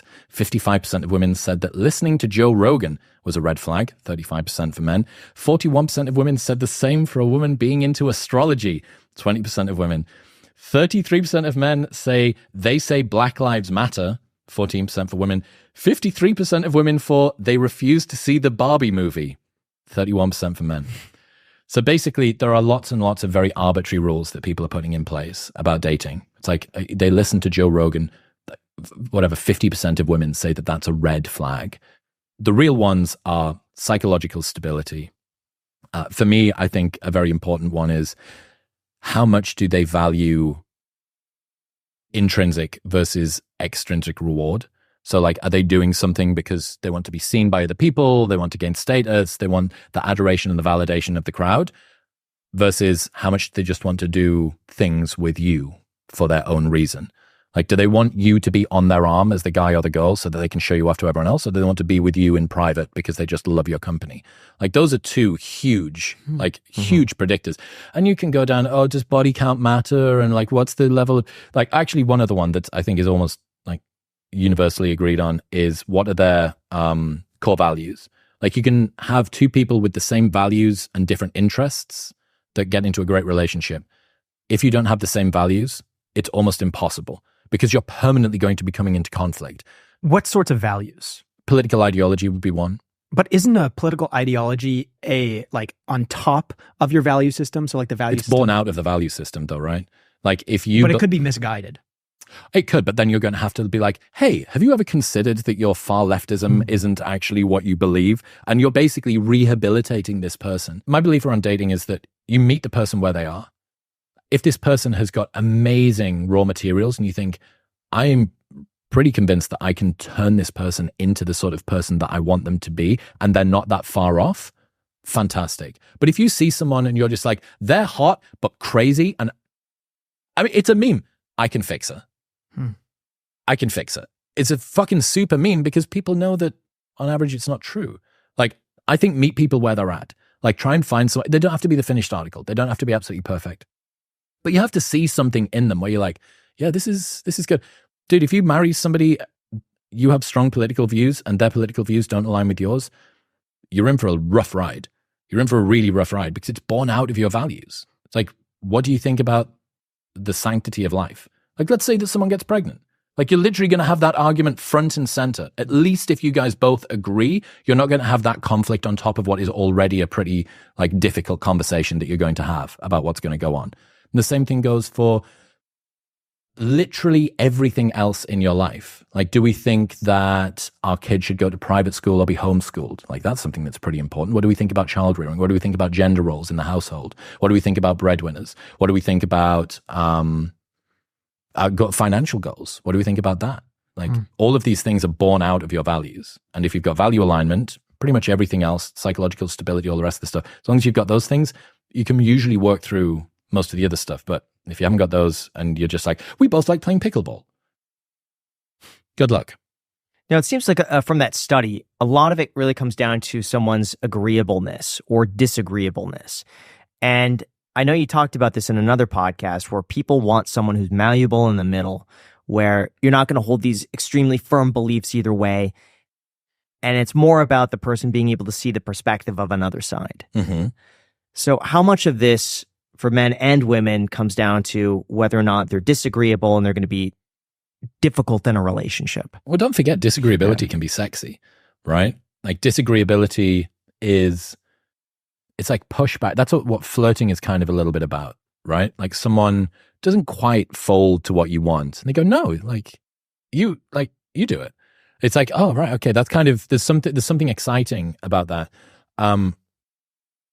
In my experience, guys will tend to have an easier time with women who are agreeable. Like, if every single thing that you do is a battle to like, why don't we go here for dinner? I don't want to go there. So, okay, why don't we go there for dinner? Oh, I don't want to go there. I guess you're just going to choose everything. It's like, okay, why don't you choose? I'm not, like, you want me to choose? And that is just the predisposition of certain people, right? And the same can be true in reverse as well. If every single thing that you do with your partner is a battle, if every single thing that you do is a war, it's not fun, right? Conversely, if that person is so placid that they always just fold to whatever your desires are. Where do you want to go for dinner tonight? Oh, I don't care. What do you want to do tomorrow? Oh, you choose. Like, why don't we do this thing? Yeah, sure. Like, give me something here. Because if someone is permanently just agreeing with what you say, it's basically the same as not being in a relationship with anybody. So again, as with everything, it's like, where's this nice spectrum that's in the middle? Now, there's some people that prefer Jeffrey Miller, evolutionary psychologist. He's married to Diana Fleischman. Diana is like one of the most disagreeable people. Like, she is a self-identified like female tetrad. So like dark triad, psychopathy, Machiavellianism, and narcissism. Although I don't know how much she's got on the narcissism, but she's like kind of waved her finger in the air a little bit and been like, yeah, like I'm pretty high on psychopathy. I'm like, wow, like but that's what Jeffrey likes. Jeffrey likes the fact he's got this really high IQ, quite disagreeable woman that he like contends with. Right? He contends with his wife, but that's because of him. Like, he's this like even like more crazy IQ, like super smart dude. So that's what he's about. But I would say on average, like, especially agreeable women seem to be like, my friends that are in relationships with them seem to have like an easier time. And it's that if everything is a battle for all of the decisions that you have to make, not very much is fun. You're always working pretty hard to try and just get the smallest thing across the line. You want to have battles about the big stuff, not about all of the stuff. That's literally just being in a war. And that doesn't sound good. Why does it seem like masculinity is shunned lately? I think modern men are being made to pay for the advantages that their fathers and grandfathers had. And in a world in which we've moved from a brawn-based to a brain-based economy, and you don't need protectors and providers that much, we've allowed women to access education and employment and become socioeconomically viable on their own. They literally don't need no man. For many of the women, 2 women for every 1 man completing a 4-year US college degree. Women aged 21 to 29 earn £1,111 more than men on average. So they're literally like ahead by most of the key objective metrics that people under the age of 30 care about. What's the role for men in that? And it's also, there's a current trend of it being cool to dunk on whoever was seen to have had the advantages in the past, right? It's like straight white male syndrome. Like, straight that had advantages in the past because people who are homosexual were mistreated. Fucking Alan Turing was chemically castrated. White, slavery wasn't that long ago. Like, yes, also had some benefits. Male, women weren't allowed to go to university until not so long ago. They were, et cetera, et cetera, et cetera. But it uses errors of the past to make compensations in the present. And that fundamentally means that, like, men, as one of the biggest groups that have seen to have had some kind of benefit, immediately get dunked to the bottom of the pile. And yet, if you look even remotely closely at the outcomes that lots of guys are getting, I don't think that there's much evidence that guys are flourishing at the moment. Like, I think it was the first quarter of last year, I think like 33% of new CEOs were female. And that was heralded as like new frontier, but until it's at 50%, it doesn't matter. It's like, oh God, do 50% of women want to be CEOs? Like, really? Is that a life that you aspire to? I don't fucking aspire to be a CEO, and I own my own company. I don't want to be a CEO. It sounds like it sucks. I'm looking forward to the day when someone else steps in and takes that role. So guys had it good in some ways for a while. And it's just like, it's like cultural reparations for men to pay this fine that certain areas of the world believe that they owe to people. And that means that, like, mistreating them or considering them to be in a privileged position is something that everybody should focus on. How do you navigate that as a guy? Not self-pitying, I think. Like, would it have been easier as a guy to have been born 50 years ago? Maybe. Like, maybe, because you would have been able to out-earn and out-educate most of the women in your local village or whatever pretty easily, because 50 years ago was when Title IX was introduced, which was to get more women into universities. So you would have been the highest performing person, and hypergamy would have allowed you to have risen to the top, and more women would have found you attractive. But it's not. And pitying yourself or pitying the world or like screaming and creating a victim mindset around yourself is literally just giving the power to somebody else. This is Alex's thing, right? It's like wherever you point the finger of blame, or wherever you point the finger of responsibility is where you point the finger of power.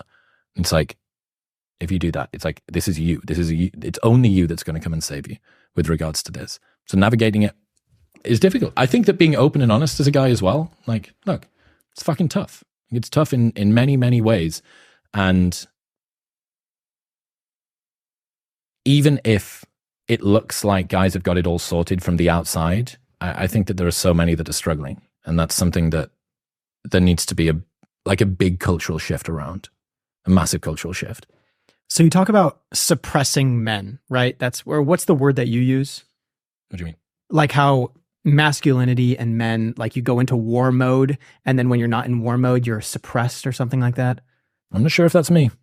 Well, you used a different word rather than suppressed. Okay. How like masculinity or whatever is diminishing. Okay. Or how it's in a point right now where like it's kind of being hidden. Okay, I would say it's being eroded. Yeah, for sure. Eroded. Yeah. Sure. So that is a product of the environment that we're in. Mm-hmm. So if that is the case, you can't necessarily change the environment. No government body is going to step in and change the environment. And that's just going to be a byproduct of the environment that we are placed in. How do you then necessarily like change that? Like, are you supposed to just accept the fact that it's an issue? Okay, it's an issue, and it's because of some external factors that we can't necessarily change. And if you look at data, it shows that, like you said, you've claimed or whatever, testosterone is like decreasing and masculinity is decreasing and stuff like this. What do you do about it? Yeah, testosterone's dropped 0.1% every month since 1950. That's crazy. That's the way that people get prescribed TRT from doctors. So a lot of the time, there's a bunch of places in Austin that do this. Doctors will use the normal range for testosterone levels for men from 1950 to gauge off whether or not you've got low testosterone. Could they have just been high in 1950, or is it like... No, it's just, well, maybe, I don't know. I guess we didn't have the levels in like 1850, but I would want to know what happened between 1850 and 1950 for us to be like, oh, and men all had this huge surge in testosterone. That doesn't seem like it's going to be too likely. But yeah, dude, I don't disagree. Like, if any other group has a problem, we ask, what can we do to fix society? If men have a problem, we say, what is it that men are doing where they can't fix themselves? Like, we spend billions and billions in taxpayer-funded money to set up charities and initiatives and research to try and help groups that are struggling. Like, the biggest risk to a man under the age of 30 in terms of his own mortality are literally the hands that he has. Like, you're more likely to die by suicide than any other way under the age of 30, by 18 to 30. Like, that's a big deal. It's a fucking big deal. That doesn't sound like privilege to me. Oh, well, guys have had it good for so long. Oh, yeah, well, like, fucking apart from the war and the dangerous jobs and the, like, 40% of us, only 40% of us reproducing. It's like 60% of men not reproducing. Like, that doesn't sound very good. In terms of how you can at least begin to change the culture around it, I think that accepting that guys are struggling and, like, changing the narrative, like the deadbeat dad, like the Homer Simpson, the Peter Griffin, the, like, sort of stupid father role. If you ever watch any kids' TV show as well, it's always that the boys are kind of boisterous and clumsy and try to sort of cheat or use their size or their group numbers in some way, and the girls are smart and, like, clever and more dexterous, and they end up winning because they're more, like, noble and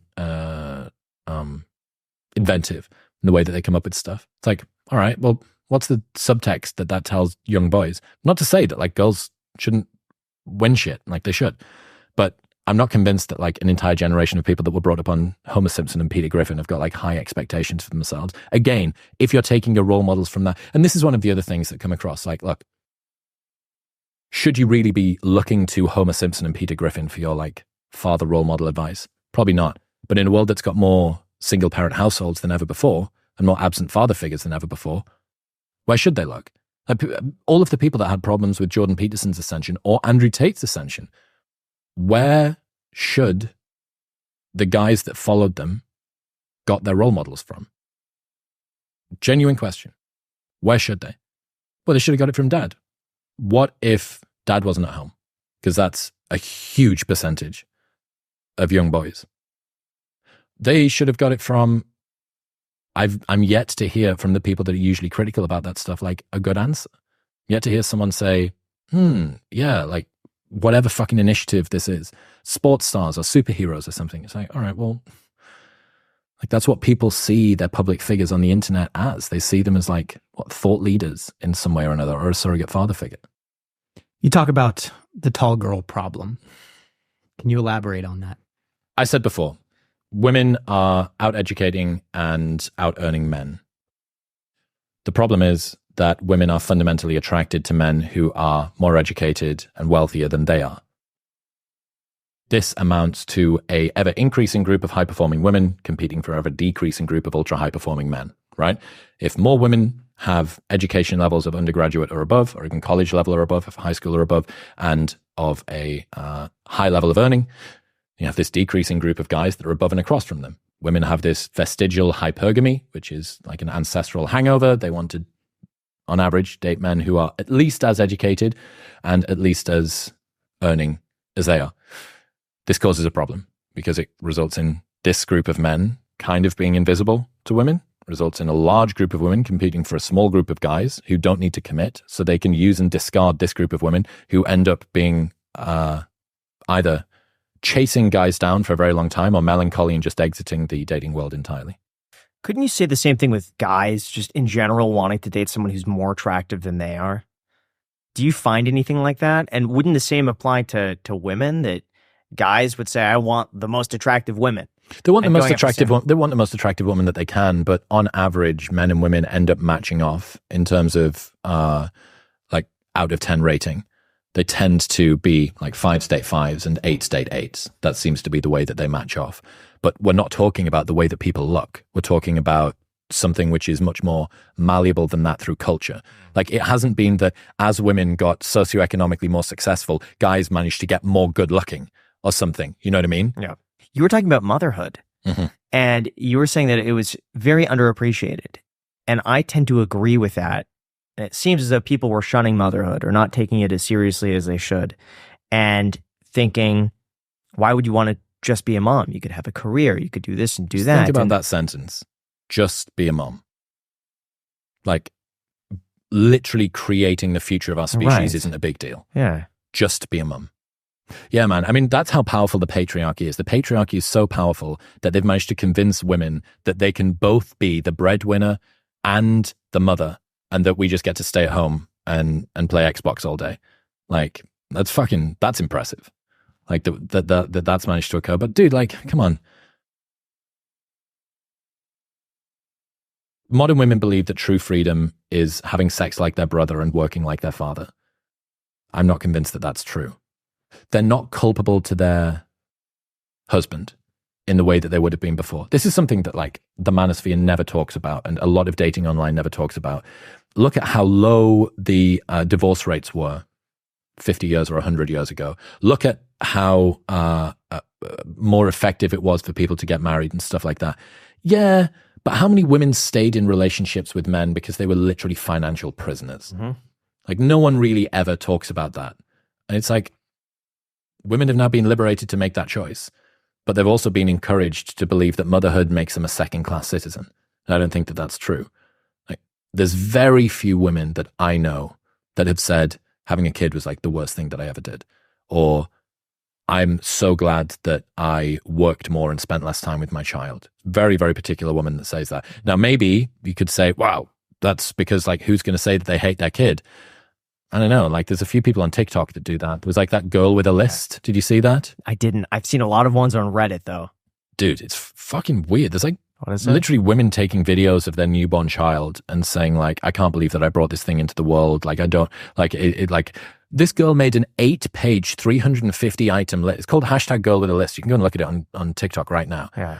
She made an 8-page list of all of the different reasons why she didn't want to have a kid, including, like, can't wear cute heels anymore, won't be able to go to brunch with the girls, literally a parasite growing inside of my body. And then the list of reasons to have a kid was like half a page long.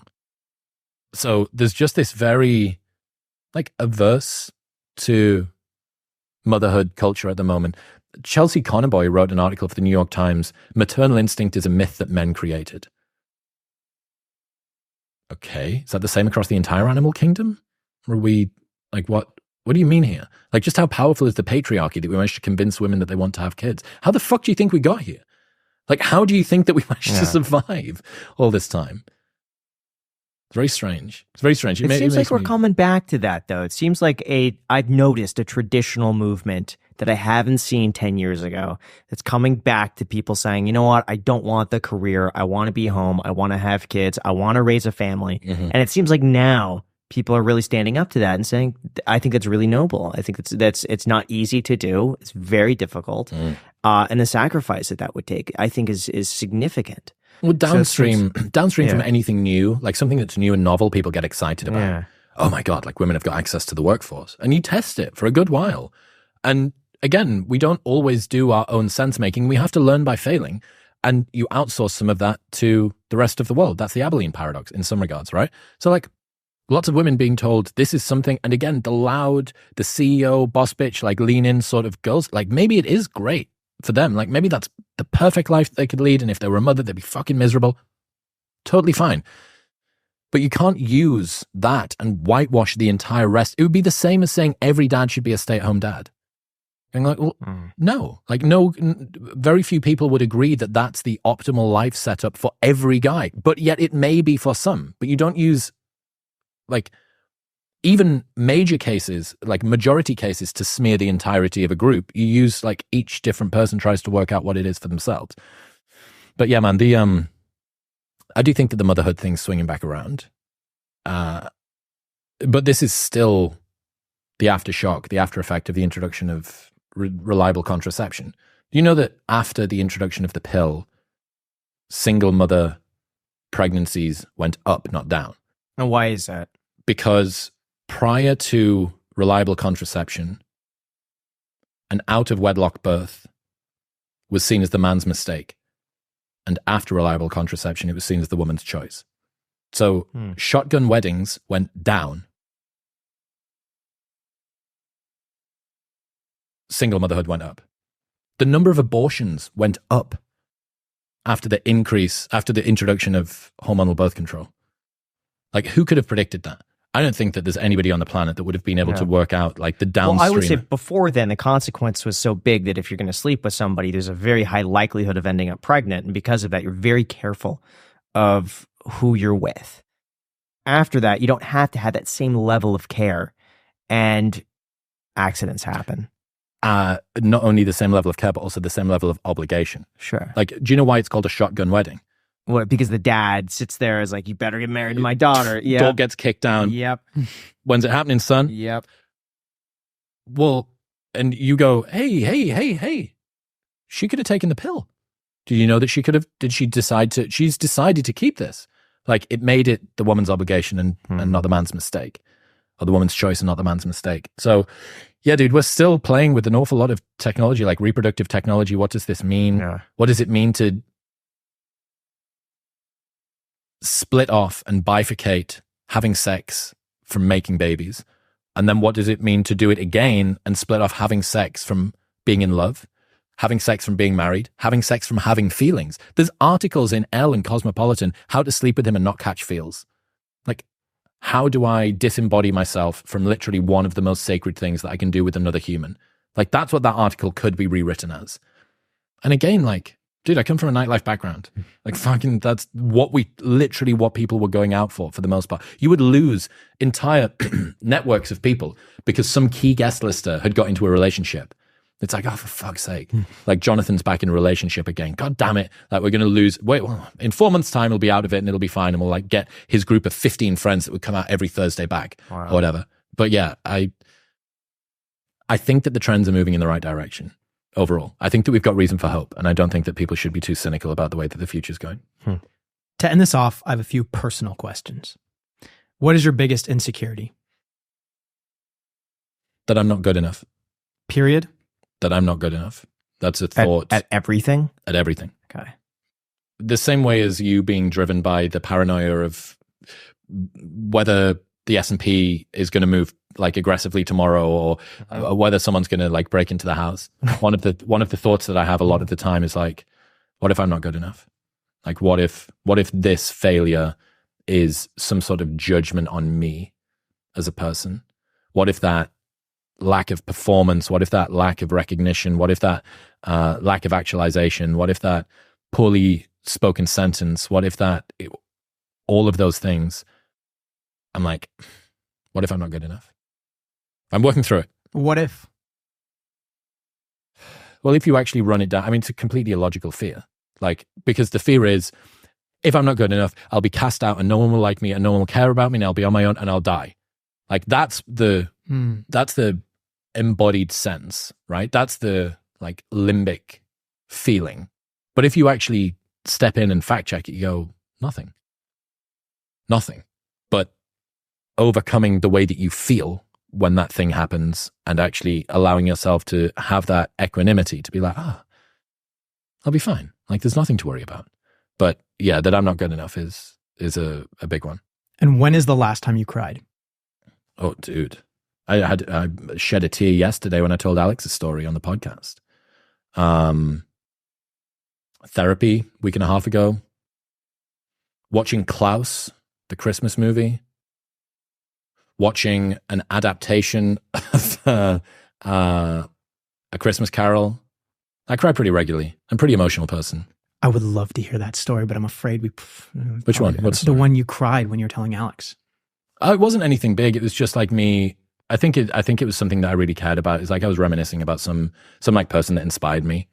And I cry pretty regularly. I'm still like, that's another degree of like, I still haven't got to that stage of being able to do it on the show. Like it makes me feel so like weak and vulnerable. And I hate it. I hate that like, oh fuck, like my emotions are rising to the surface again, because having emotions to me is at least in some ways seen as being like, oh, this makes me weak or vulnerable or less. Do you think guys should be forthright about their crying? Should they cry I think in they front should of be. girls? I think they should be forthright about whatever they are, because anything else is just fucking posturing. Anything else is just you performing. And is that what you really want? Like to look back on life and go, I was never myself, but at least no one ever saw the failings of me. Is that really like fucking heroism to you? Because it's not to me. And that's one of the things. Like if I could change one of the things, if I could give a piece of advice to me from 10 years ago, it would be fear less. Because I fear a lot. I feared a lot. And that's still one of the like recurring themes. Even now, fucking 2 million person YouTube channel and Peterson and Goggins and Rogan and all the rest of the stuff. It's still there. I'm like, right, okay, like how can I continue to unpack this? And maybe that, we asked at the very beginning, why should people listen to you? And it's a really good question that haven't been asked before. Like, I guess first off, I didn't ask anyone to listen to me. Like I just did it because I wanted to learn. And then people seem to like learning along with me too. But the other reason maybe why they do listen, at least in some regard, is like I'm failing forward, learning out loud, practicing in public. Like I'm doing all of this in as open of a way as I can. I could still be way more open. I'm not Destiny open, but I'm like, I'm as open as I can be about this. And maybe people like, I don't know, see a version, like see someone going on a journey that they can resonate with and maybe that helps, I guess.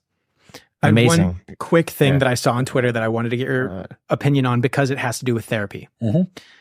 This is quote unquote a super hot take. It got millions of views. And it says, the normalization of therapy is becoming a bad thing for society. I'm seeing more and more people, 1, use the fact that they are in therapy as a get out of jail free card for awful behavior. 2, believe everything their therapist says as gospel truth with no further research required. 3, equate the act of going to therapy with the actions of being a good person.